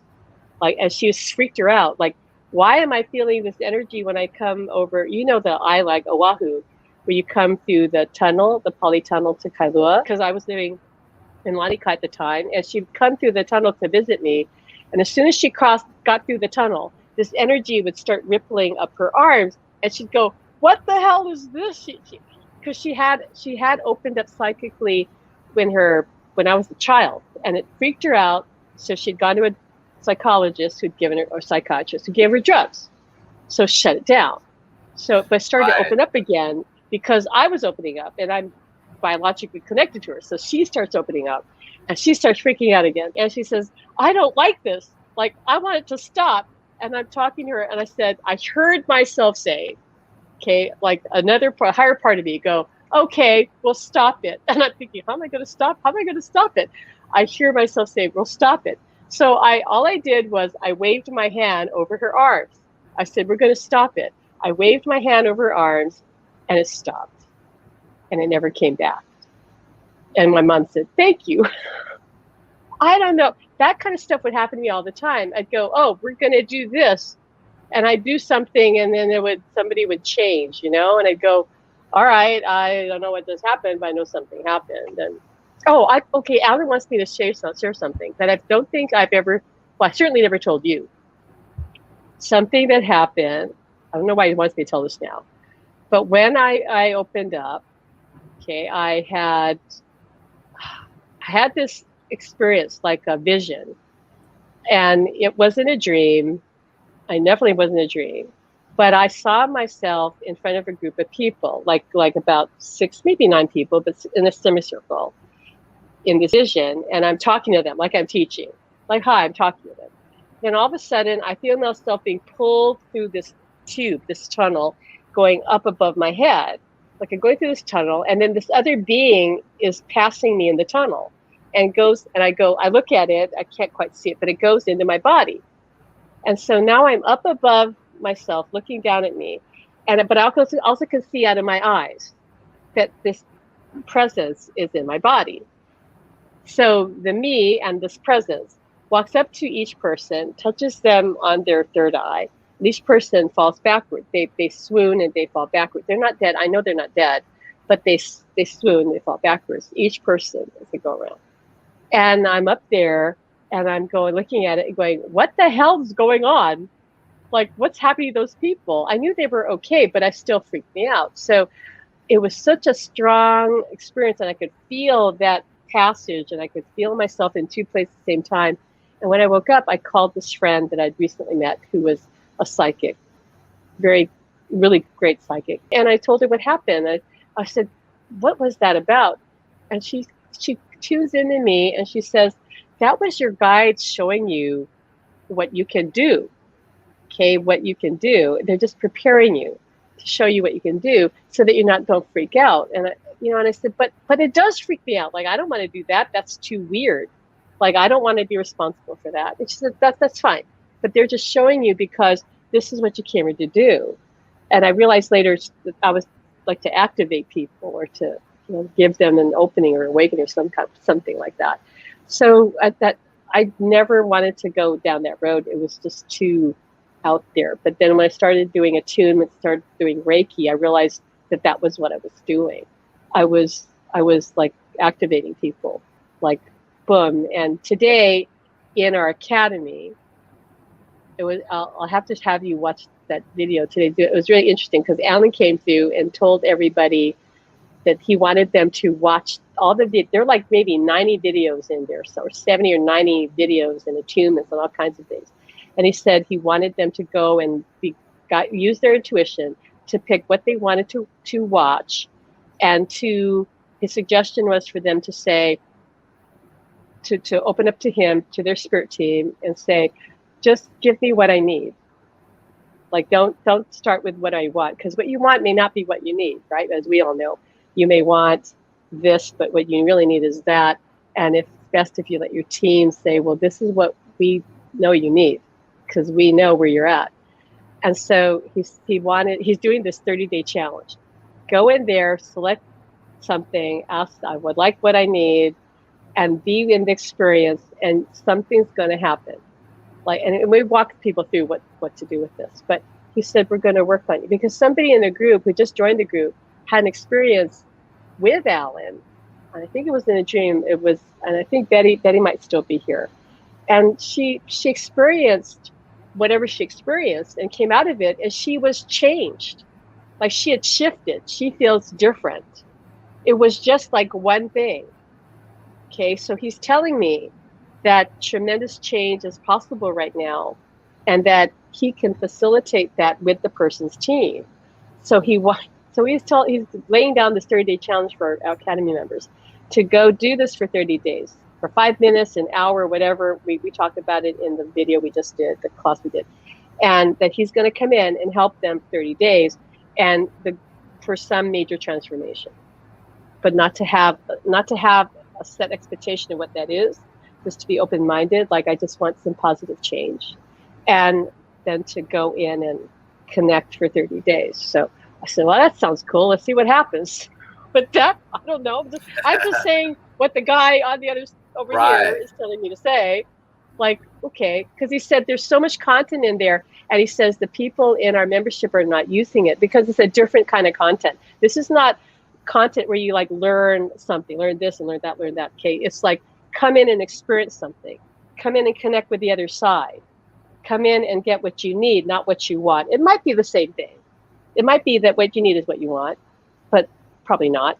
But you're going to get what you need, and then you're going to shift. Well, a lot of times we don't know what we don't know what we need or what we need. Our egos think we need something. But we're not in tune with our higher self of what we really need. Right. Trust Alan and the gang up there. Your team knows. They're monitoring. Yeah. They know what you need, right? So he gave the example of that you have a house and you might say, oh, I want new wall-to-wall carpeting. That's what I want. I want my house so beautiful. I want wall-to-wall flooring or whatever. But really what you need is you need to overhaul your plumbing, because your plumbing really sucks, but it's not glamorous. Nobody can see your plumbing. Right. But they know that, but your plumbing needs to be replaced because your house is going to fall apart. So you're oblivious to it because you don't want to think about it. You want what everybody can see. You want the flooring or the carpet. He says that's what it is. So spiritually, you ask for what you need, and it might turn out to be what you want. Right. So Course in Miracles, which that I do, it's the content, not the form. We always think that we know the form of what our miracle or whatever it is. And that's why a lot of times, that's why blessings that are coming to us constantly, that in that realm, miracles are normal. In this realm, we think miracles are, but it's because we're not realizing that, miracles are present daily in our life, But we don't realize, yeah, our plumbing's being fixed because we're concentrating on that we want our fluffy carpets. Right. Right. So we don't realize and we're in some cases right. missing the miracles. Right. Or somebody sent you a rainbow like Alan sent me, and I could have been oblivious to it and gone, right. oh yeah, there's a rainbow, and I didn't. Yeah. Like well, here in Hawaii, you know that does happen. People are like, oh, another rainbow. Yeah, right. Yeah, see another one. But this was like almost the whole sky, you know? Yes, and that's the thing is, yeah, I've learned, especially up there, Mom's Mountain, there's a lot of crazy stuff happening up there. With you and Ellen and my mom. Oh, God. So when rainbows always mean something. And there was literally, well, I think I sent a picture to you, somebody. I mean, there was something that just happened in the last couple of weeks. And sure enough, rainbow right afterwards. And it's like, He says it's easy. He says easy for them to make that happen. It's just like, he says even humans can change the weather. Do you don't think they can change the weather on the other side? Of course they can. Like just manipulate a little bit here and there and make something happen. Yeah, and I think that's a big message that you're sharing with everybody in your group and everything.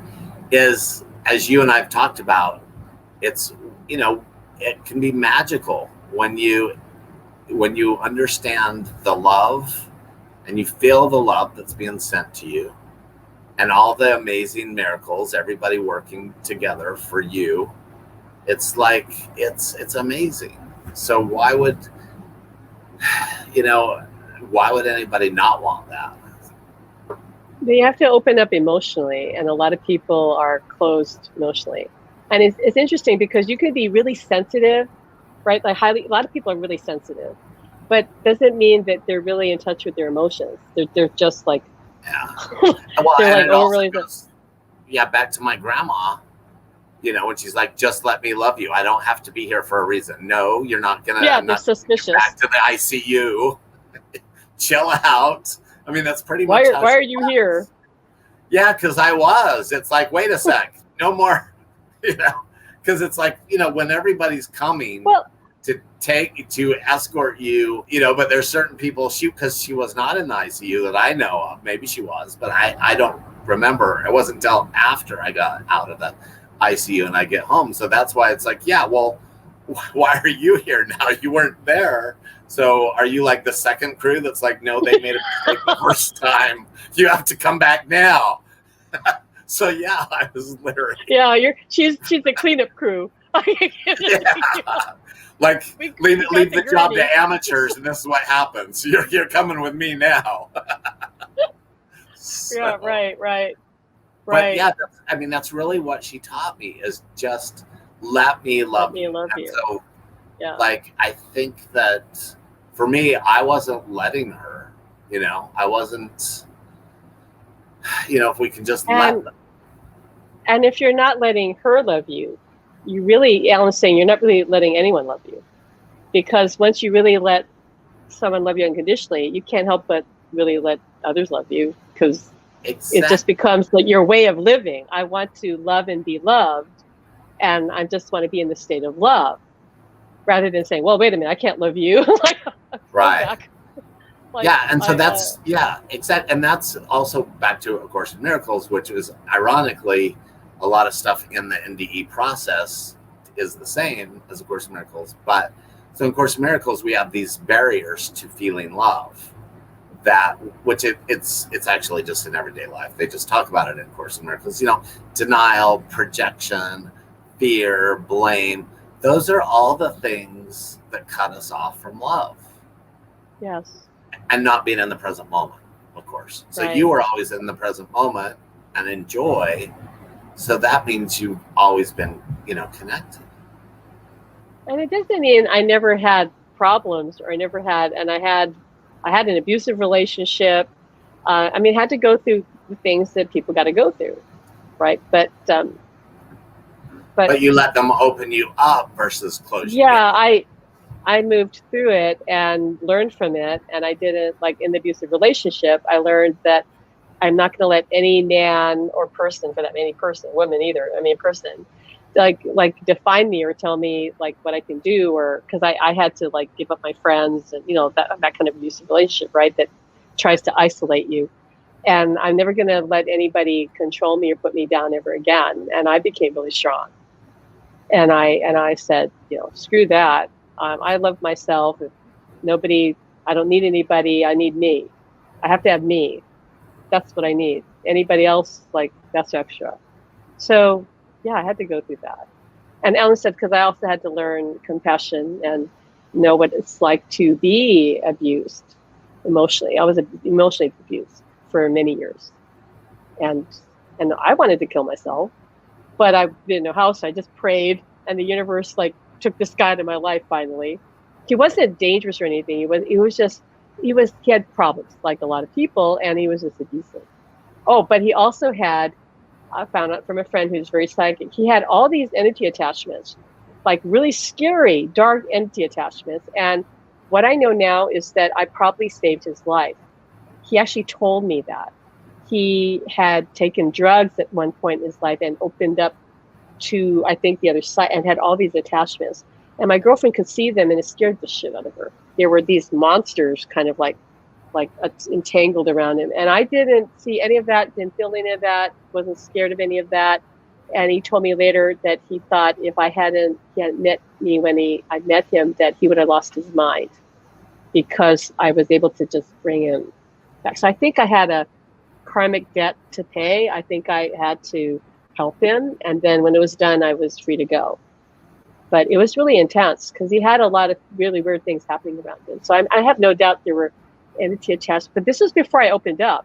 So I had no idea about, these things, the other side. And I was in the middle of some really scary stuff. Now, but it didn't touch you saw them? You saw the spirit attachments? I couldn't see them. But my girlfriend, who is very psychic, she saw them, and she told me that he was forbidden to come into the house that I was sharing with her because it scared her so badly, and she was worried about me. And I said, well, I'm fine, and I'm fine. He doesn't have to come over. But she saw them. They were the scariest entities she'd ever seen, and she'd seen a lot of things. And so she was terrified of it. And I said, I hear you, but I can't get out of this relationship. And he said later he felt that I saved his life, that he would have gone off the deep end. He would have ended up either killing himself and I think that I had. Another friend said, before I even knew what the term was, he said, yeah, I think you had a karmic debt to pay with this guy. And then you paid it, and you're good to go. So, and he's still alive to my knowledge. He had a kid and got married, and I got out of that relationship, and I was happy, so happy after that. And then I opened up spiritually within a short time after that. But it was pretty intense for that time because he was very abusive. So see, I didn't have everything easy. It's just I didn't have myself have deep wounds or issues. But I tell people that had them. But we all do, don't we? I mean, we all have those kind of assignments that we've taken on to help the people that we help. Not everybody, but some people. And the boyfriend who supported me financially when I opened up spiritually and I couldn't work for a year, he told me later he helped me because I'd helped him, and I didn't even know what I did. He said, you helped me so much, and I want to thank you for that. So I'm going to support you financially because I can. And I was blown away. So, who knows why you get involved with the people you get involved with, and then they do appreciate you and they come through for you and pay it forward to you or whatever. And I was just living my life. But if he hadn't done that, I don't know what I would have done if he hadn't supported me financially. Somebody else would have. That's what I realized is. Yeah, somebody else would have. Yeah, it's because like when I say my mom's writing checks, my mom writes the checks, and that's all I need to worry about. So your mom's setting things up for you. Yeah. So whether she chooses this person, that person, this person, whatever, right, she's in charge, and I don't need to worry about it. So, right. So And we're Yeah. trying to say that that can be true for everybody. That is true for everybody. Exactly. If you trust it and live in the flow of that. And because I was forced to live in the flow, because when I opened up, I didn't know what else to do. My whole world blew up. My identity blew up. And I didn't know who I was anymore. And that's a good thing, because I was resetting. And I had to trust. And I just knew, like, okay, whatever happens, happens. And everything was handled. And my friends thought I was a witch. But it was just because I just surrendered to the process and trusted and did what I was guided to do and took each step as I took it. And everything started to fall into place. Yeah. And I never doubted it. Yeah. And that's what's interesting about your experience, which I went to the IANDS Down Under meeting last night that Nicole girl that I was telling you about, that she runs, that wrote that book. And they were actually talking about near-death like experiences. Remember, I was thinking spiritually transformed, but because the reason it's like what you had is actually, although I don't know if that's a technical thing, but that's what they were talking about, is because you had like an ego death. Yeah, I did. That's why, like we were just saying, when you didn't know who you were, because you shed who you thought you were. You know, but yeah, so that is more near death like than I mean, because of course it's spiritually transformative, but that's where it would be considered near death like, because you did the ego died. The old me died. And my guides told me that I was dying. Okay, I was just going by, I'm getting that I'm dying. Go to the ICU, right? We already talked about this. You didn't have to go to the ICU and be strapped down and spend a couple months. You just went in your room, just laid down, and I lit a candle, literally lit a candle, and said, "Okay, I'm going to die now." Yeah. I never wrote a letter goodbye. I just said, and I was happy. Like, okay, if I'm not here, I'm over there, and I know I'll be happy. Yeah. But I wasn't unhappy. I wasn't unhappy being here. I just thought, okay, I'm gonna go home now. I was fine either way, being here, being over there. I just was told you're dying. So really, what they were saying, your ego's dying. The old you is dying. It was like an ego death.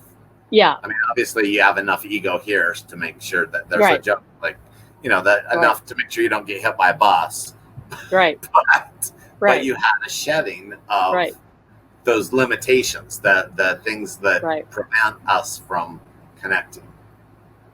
Yeah, and the false self.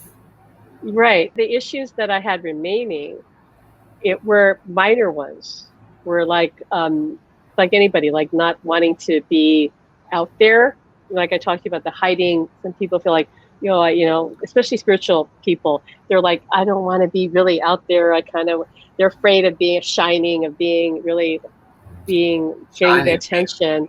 And I was more, I didn't want it because I knew, because I've had this in other lifetimes. I've been like in the front like that, or on the big stage, or whatever you want to call it, right? Being a guru or whatever. And I knew that it was full of pitfalls. And it's no fun when people hand you their power, that there's a consequence. And, this is not something anybody should go seeking. But yet, if you're going to serve, you have to find a way to handle that and not let it take you down, not let it take over, not let it make you power mad or egotistical maniac. And so I knew that I was like, okay, am I ready to deal with that? Because I didn't really want to be noticed.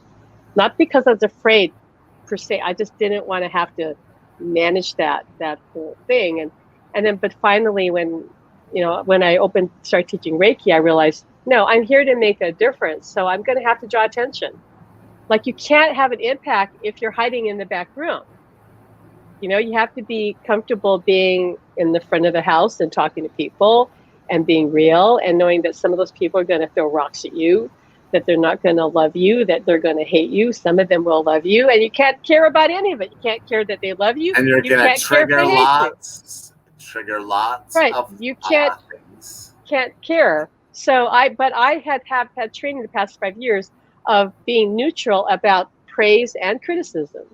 Like I'll get it and go, that's nice, that's nice, that's nice, and I don't really care. Just do the work.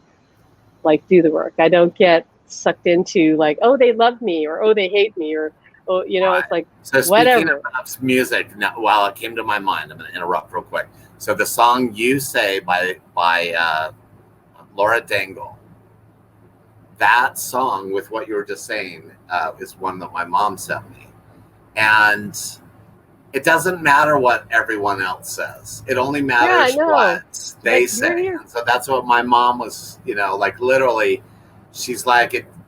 And that song, literally, it talks about the voices in our head and all the riffraff of what the world thinks. And it's like, what world thinks of you? Doesn't matter what they think. The only thing that matters. And when she said this song to me, like, yes, it's from me to her, but it's for all of us, because I have a friend who actually is paranoid schizophrenic from the Vietnam vet. And I was trying to get him medical care at Waikiki Health, because he was having trouble with, the VA. And so literally, and they turned him away, just a screw up. So I didn't know what to do. And so so my mom sent me this song that I just told you, that she had originally sent to me, like literally drowned out all the other voices, only listened to the one voice of God. And so the aspect of my mom that's God, or the one, whatever you want to call it. And that's all that matters. And it was interesting. So I sent it to him because they sent him away. And I'm like, okay, this could not be good.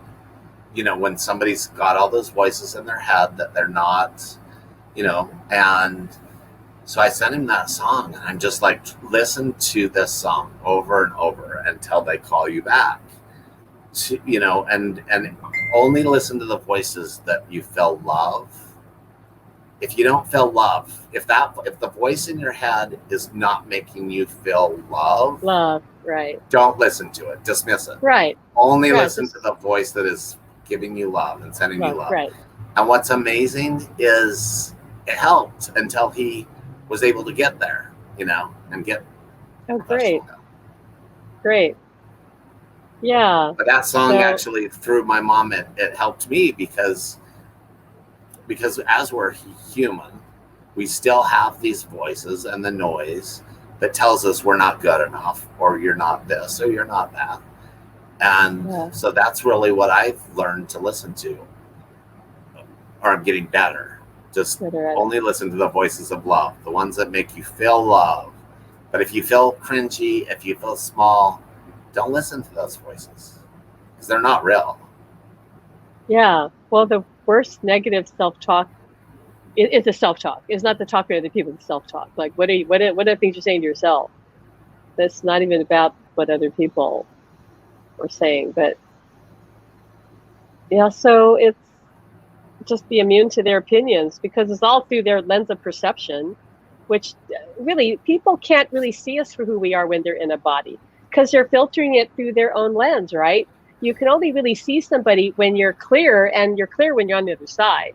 But when you're in a body, you got all your other crap going on, and it's like really hard to see who is this person really. Or you would see that the person being mean is somebody that's just in a lot of pain, and you go, oh, well, of course they're like that. It's not about me. They're just troubled. They're just tormented. How could I expect them to be nice to me? They're not nice to themselves.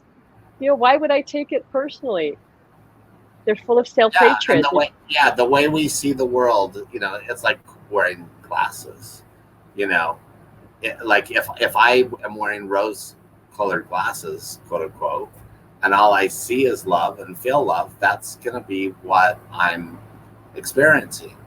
But if I grew up with a lens that you're not lovable, you're nothing, that's what the world reflects back to me.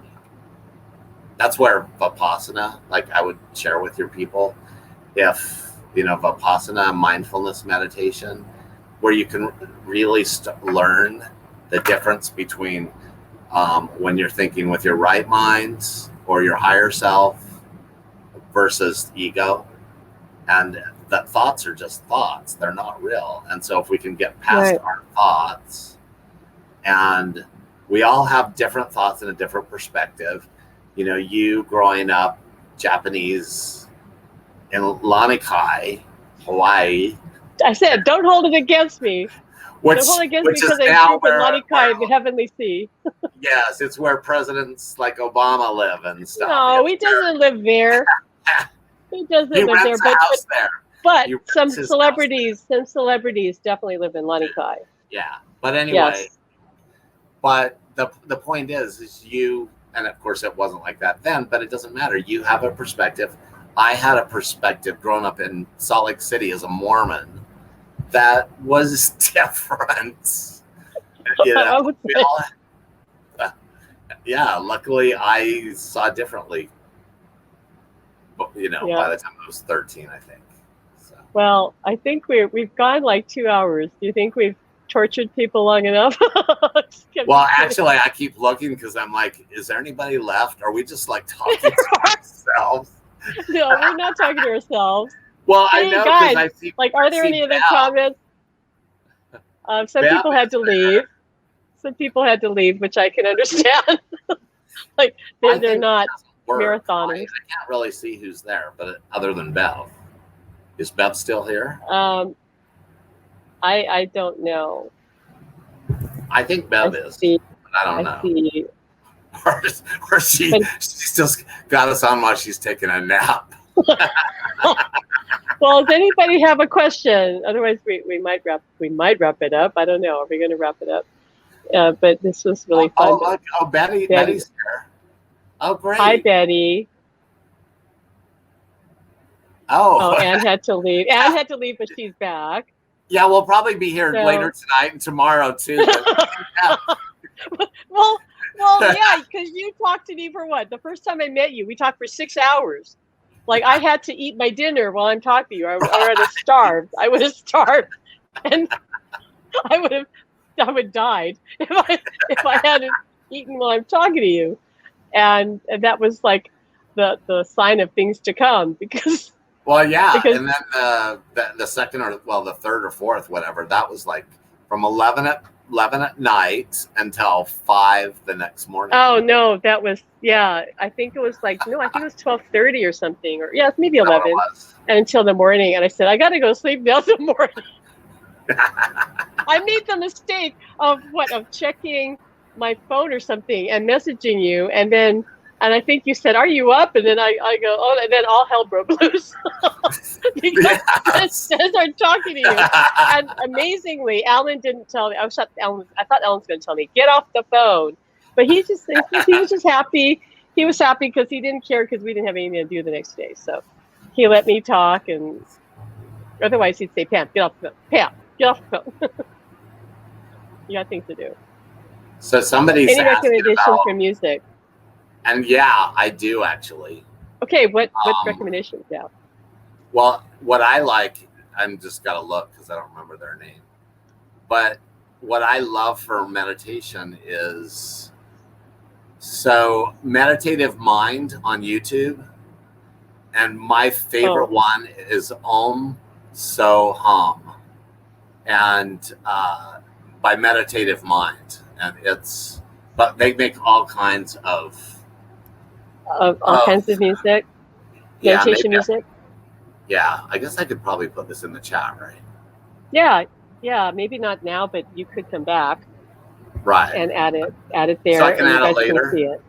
Yeah, okay, I'll do that. You can add it later in the Facebook chat. Okay, you can add it later. And I'll do that. You could just post a separate post and go, here's the link for the meditation, so everybody sees it. Whatever you want to do. It's really nice. I actually, because as you know, I love to chant with Hare Krishnas, and because of COVID, we don't really do it very much. And so, I like to do a lot of chanting on my own, but this Om So Hum is just, there's many variations, but this one is just really powerful. Oh, cool. So share that. I would say share it in the chat, the feed, and because we talked about it, and also post it separately. in the group. So, all right, any other questions, or have we worn everybody out? Because, or are we staying here till there's the last man standing? Which would be you, Shaun. It would be you standing. Well, I know I Not can't. me. I cannot believe that I've been doing, Trisha's thing in the morning, and now you're then here. all this other stuff. It's like, but that's why I believe in breatharians, because it's like it feeds. And it's our connection to that unconditional love of your mother in your case, and Alan in my case, and that we're plugged in, to, and we've moved, although we're not perfect, we've opened up to more of who we really are. So, well, like Jenny yesterday, on Trisha's thing, Virginia, who I think she joined your group today. She's had an NDE, and like she said, we healed a lot of things in those experiences, but we're here to heal more, and in us helping more, we're helping other people. And that's really what we're doing. Like, is as we heal ourselves, everyone's healed. That's the way I look at it, and that's why I do my IANDS group. Is like, it's like, wow, we all get to heal, and this is another Course in Miracles. We all are healed together, and so the more of us that are all doing this healing work together, because we raise the vibrations, and then when people have to go out and deal with the world, it can help.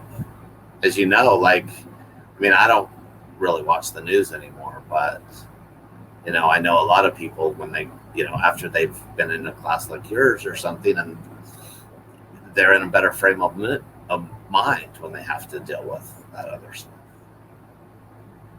I think it's so important to keep yourself spiritually afloat, to just manage your energy or vibration and what you're consuming, energetically, with your reading and your listening and what are you watching, and because all of that goes right in, and if it's garbage, if it's distorted, it's just not going to help. So it's like we have to be more discerning.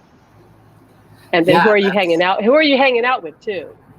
Like, and I keep hearing that a lot. And Robin Lansong, she said it yesterday, that and it really it's like, it's not being selfish. It's not being, if like when you're around other people and you've got all these bad energies, you're not doing anybody a favor by staying in that environment, because it's just going to sap your energy. And so, we, like you're saying, I'm finding that I can't help people just, if somebody doesn't want to feel the love themselves, we can't make them, and if spending time with people who don't want to feel the love and who don't believe they're worthy of the love, it doesn't do us any good. Because it's a choice. And so now I'm realizing, like what you said, it's like, look at who we're hanging out with, and I don't know. Yeah, are you feeling the love from them, or are you feeling the conflict within them, the distortion within them? Like, we're not here to fix them necessarily. Exactly. All we're supposed to, we're in my, I'm supposed to heal myself first, like the airplane, right? You put the oxygen on yourself first, and then once you're taken care of, then you can help others. I think, if you're not strong enough, you have to know yourself and say, I can't be around these people right now. Like, even Edgar Casey, he died he was 66 years old. Yeah, that's not old. He was giving too much of himself. He could have lived. He was supposed to live a lot longer, but he was doing 1,500 readings a day, and his guides told him not to. They told him that he was only supposed to do how could he even do that? I have no idea, but that's what he was doing. And so wow, he wasn't refilling his cup. No. Or whatever, whatever he does to give himself energy, or, I don't know. No, he wasn't. He wasn't giving, yeah. He wasn't replenishing himself. Right. Like, I have friends that, and some that that, like, they're probably not spending enough time refilling their cup, and it's draining them. And that's actually, for me, that was one of the first things in the ICU that I was shown is that me being an empath and a highly sensitive person, that I can't let my energy be drained and depleted without filling it up. So something like here with you, a conversation with you, and like the one that we had, the other night with the IANDS group, that to me, that's like really filling up.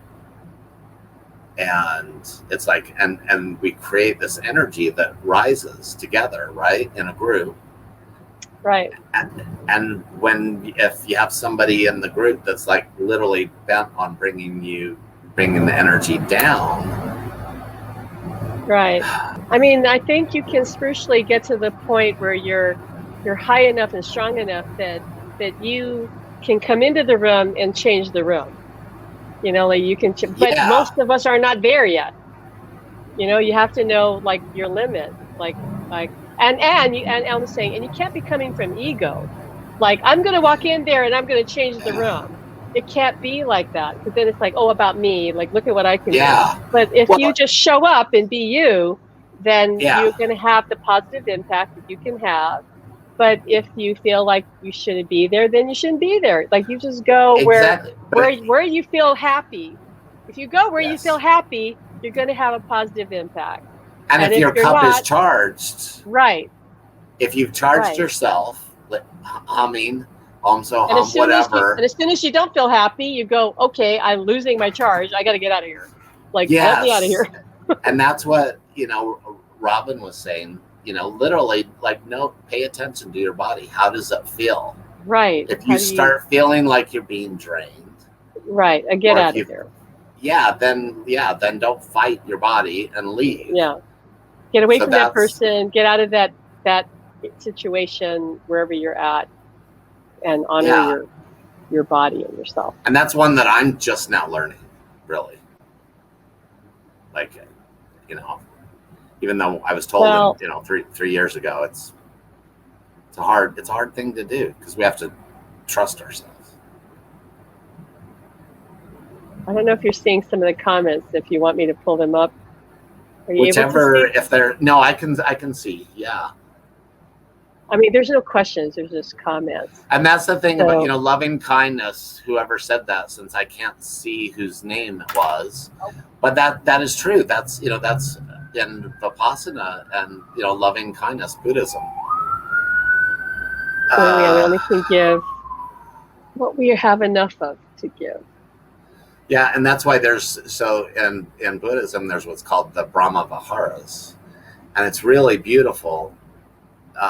She just reminded me of it in loving kindness, the Brahma, because we're blessing others but we bless ourselves. May you be happy and healthy and wise. May I be happy and healthy and wise. And so it's that exchange feeding us both. Because really, we're all one. There's only one of us. I was going to say, you read my mind. You do it all the time. Well, maybe it's right, because there's only one of us. There's only one of us. We're one, and yet we're individual. We are God, and we're also the pieces of God, because we're all of it. This is who? Is this V in the group? Is that who it is? Because she said, yeah. Oh, great. Yeah, right. I can tell that's what you were meaning when you said loving kindness. Yes. because that's, and that for anybody who really wants to develop their, really anything, Vipassana is so amazing. And we're lucky here in Hawaii that we have, these great Buddhist temples to go to. That's, yeah, there's so many Buddhist temples. Yeah. Oh, and I told you how my father was Buddhist, but I never knew it. I didn't even know what Buddhism was till way later. I was an adult, and I said, "What? You're Buddhist, and you never told me?" And but we go to all these temples and do all these, these rituals, and I just thought all Japanese people must do this because I didn't know it was. I didn't know it was a religion. I didn't know there was a religion connected to it until I realized, oh, you're a Buddhist. What is that? I'm a kid. I just go along with my parents. Well, you know what's funny is in Hawaii, yeah, like Japanese Buddhist is kind of like growing up in Salt Lake City, Utah, and being a Mormon. Yeah. Like you're born into it, whatever. Okay, just think that's who you are. I didn't know it was a religion. I was just a kid, and my mom was a Buddhist, and my father was so. And technically, a lot of the people with Vipassana, I mean, it's more of a way of life than a religion, really. I didn't see my father as spiritual. That's so funny. He was actually very spiritual, but he hid it. Like, he didn't talk about it. He didn't explain that I'm a Buddhist. He just did his thing and took us to the temples. In Zen Buddhism, they're not necessarily all spiritual acting. Zen, I mean, really, depending on the kind of Zen. I don't know. I don't know what he didn't talk about his, but I think that's good, right? I think it's better that my father didn't cram his belief down my throat. But I wish he would have at least talked about it. But he just didn't do that. He was just like hands off, just do his own thing, didn't tell us anything. I think that's some of the most wisest, enlightened people we know. Just do that. Let us find our way. But they set an example for us. Yeah, I never pushed down anything into my son's throat either, and I kind of let him alone. I was just there to answer questions. So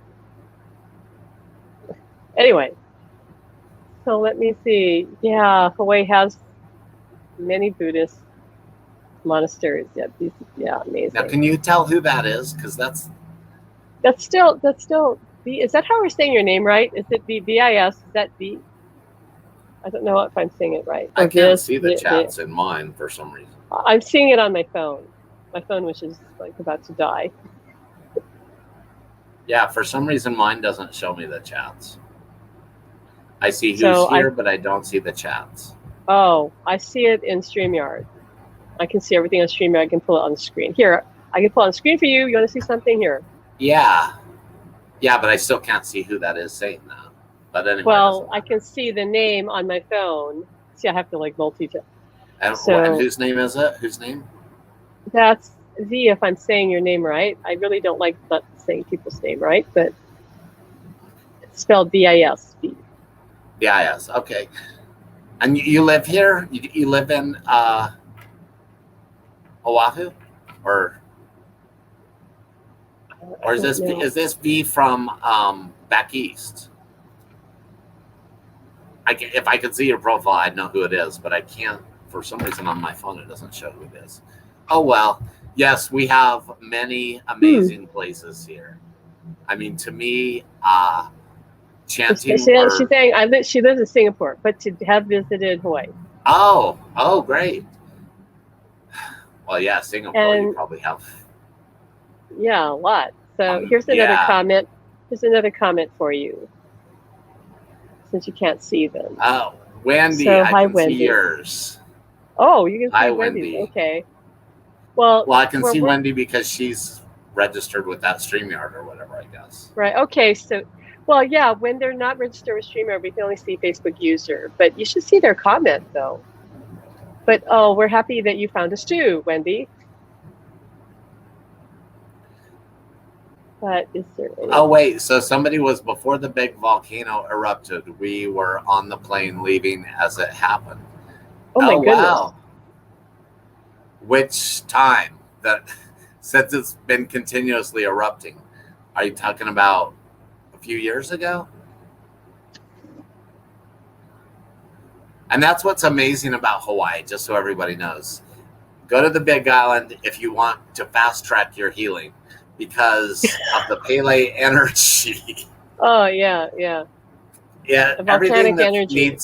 Everything that needs to be healed is brought up. That's where I started. Everything that had to come up and it erupted. To the light. Yeah. Wow. Exactly. And then after you've had enough, and it's like, okay, now I'm ready to heal. Yeah, come over here, where it's so got true. some great. Not that there's not a lot of great healing places there, but I absolutely love all of what we have here in Oahu. You know. Yeah. The islands are definitely a healing place. Well, okay, so yeah, 2018 that was big. That was That was what places on the Big Island that when I moved over here, I assumed that I would see again are gone. Because I had property there. Yeah, anything can be gone in a moment.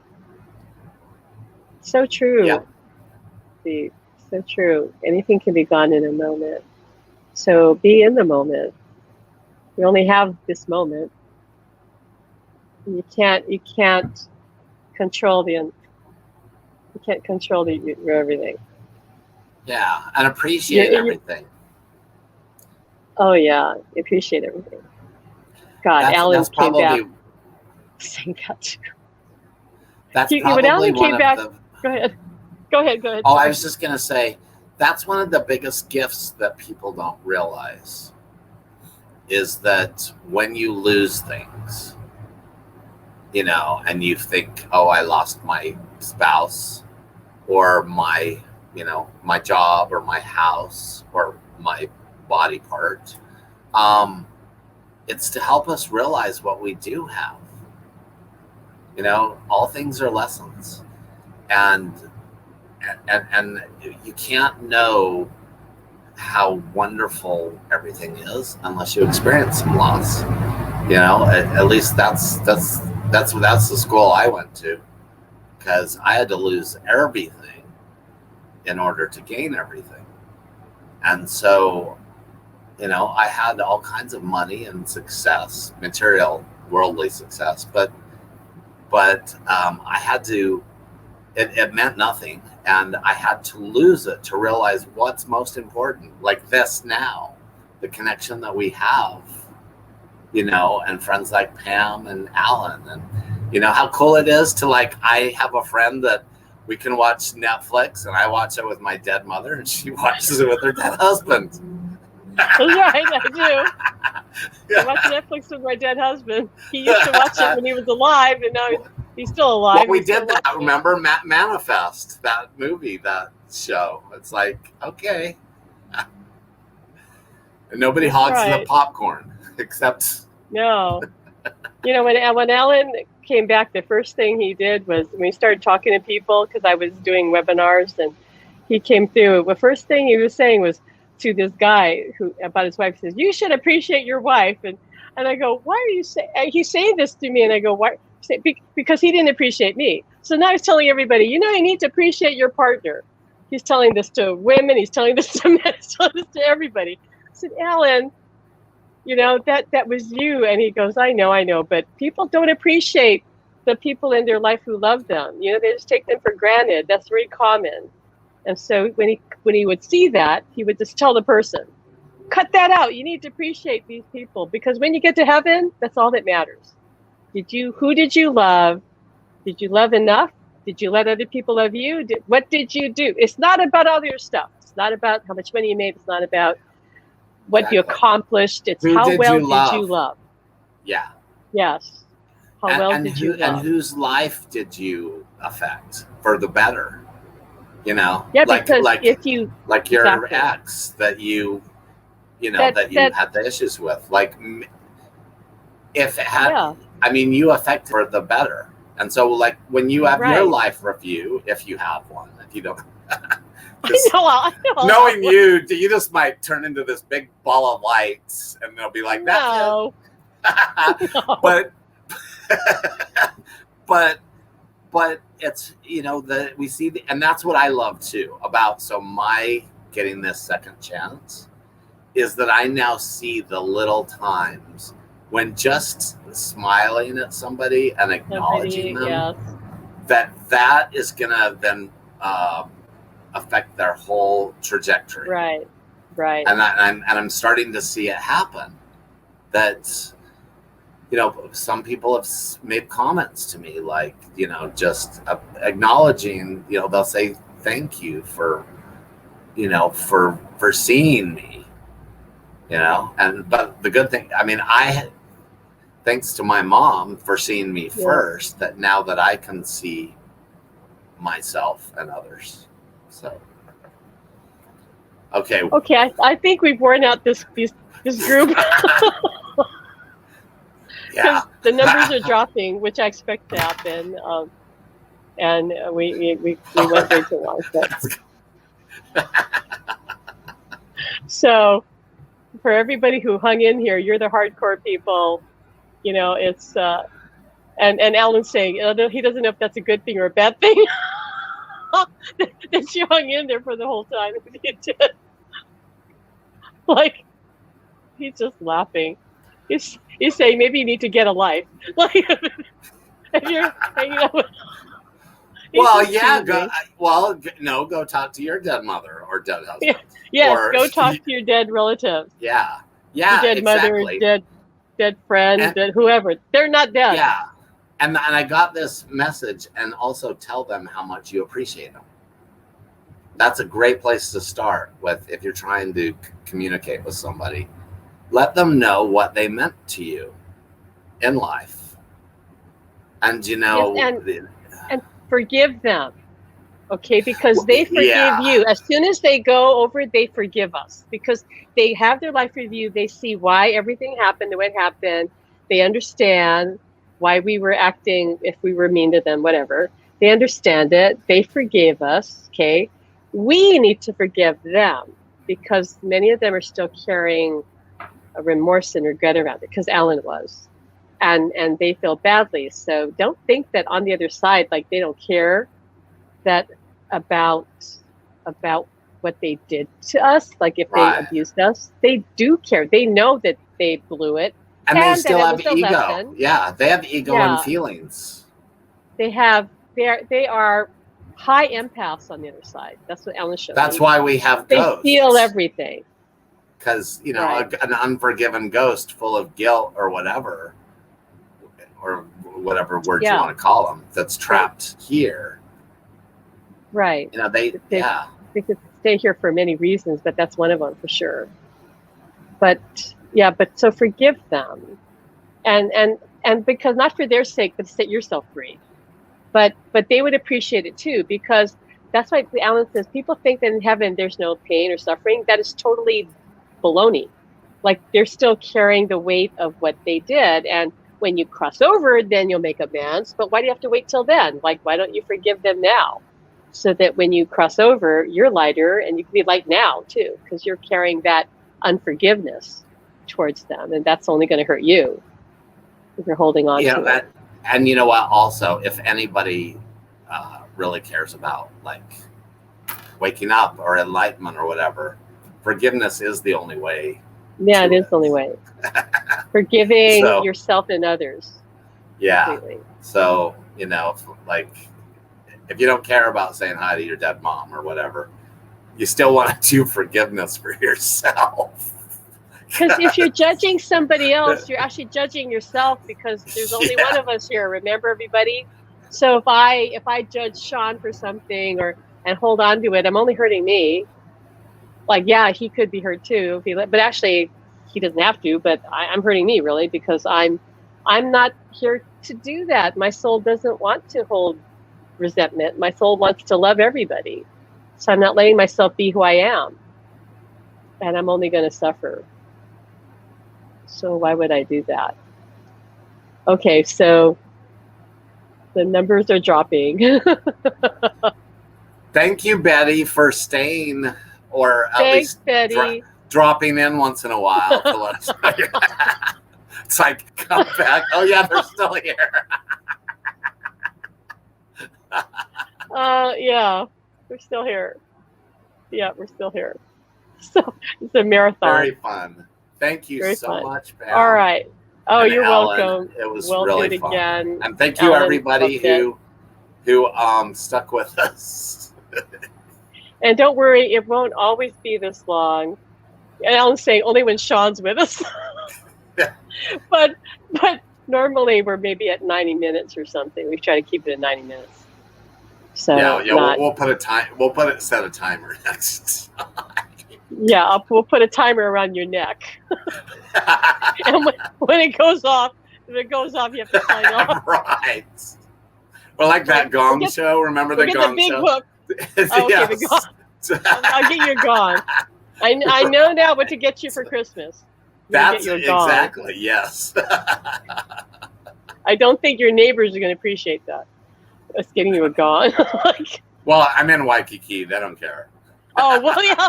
Okay. All right. Okay, we'll get you a gong then. All right. But thanks, everybody. We're going to sign off now, and thanks for sticking around, and let us know if you have any questions in this feed, and if you do have questions, don't tag me, tag Shaun. Just say, hey, Shaun, I have a question for you. That's Alan saying. Yeah, and it's fun to answer questions, so feel free. Yeah, see? Whatever you want to ask. Tag Shaun. I'm saying tag Shaun. Or tag Alan, but don't tag me. Yeah. That's what Alan's saying. Don't ask Pam. Ask either Alan or Shaun, and you'll get the answer that you need. Okay. So thanks, everybody, and until next time. Thank you. Have a good night, good day, wherever you are. Bye. Aloha. Bye.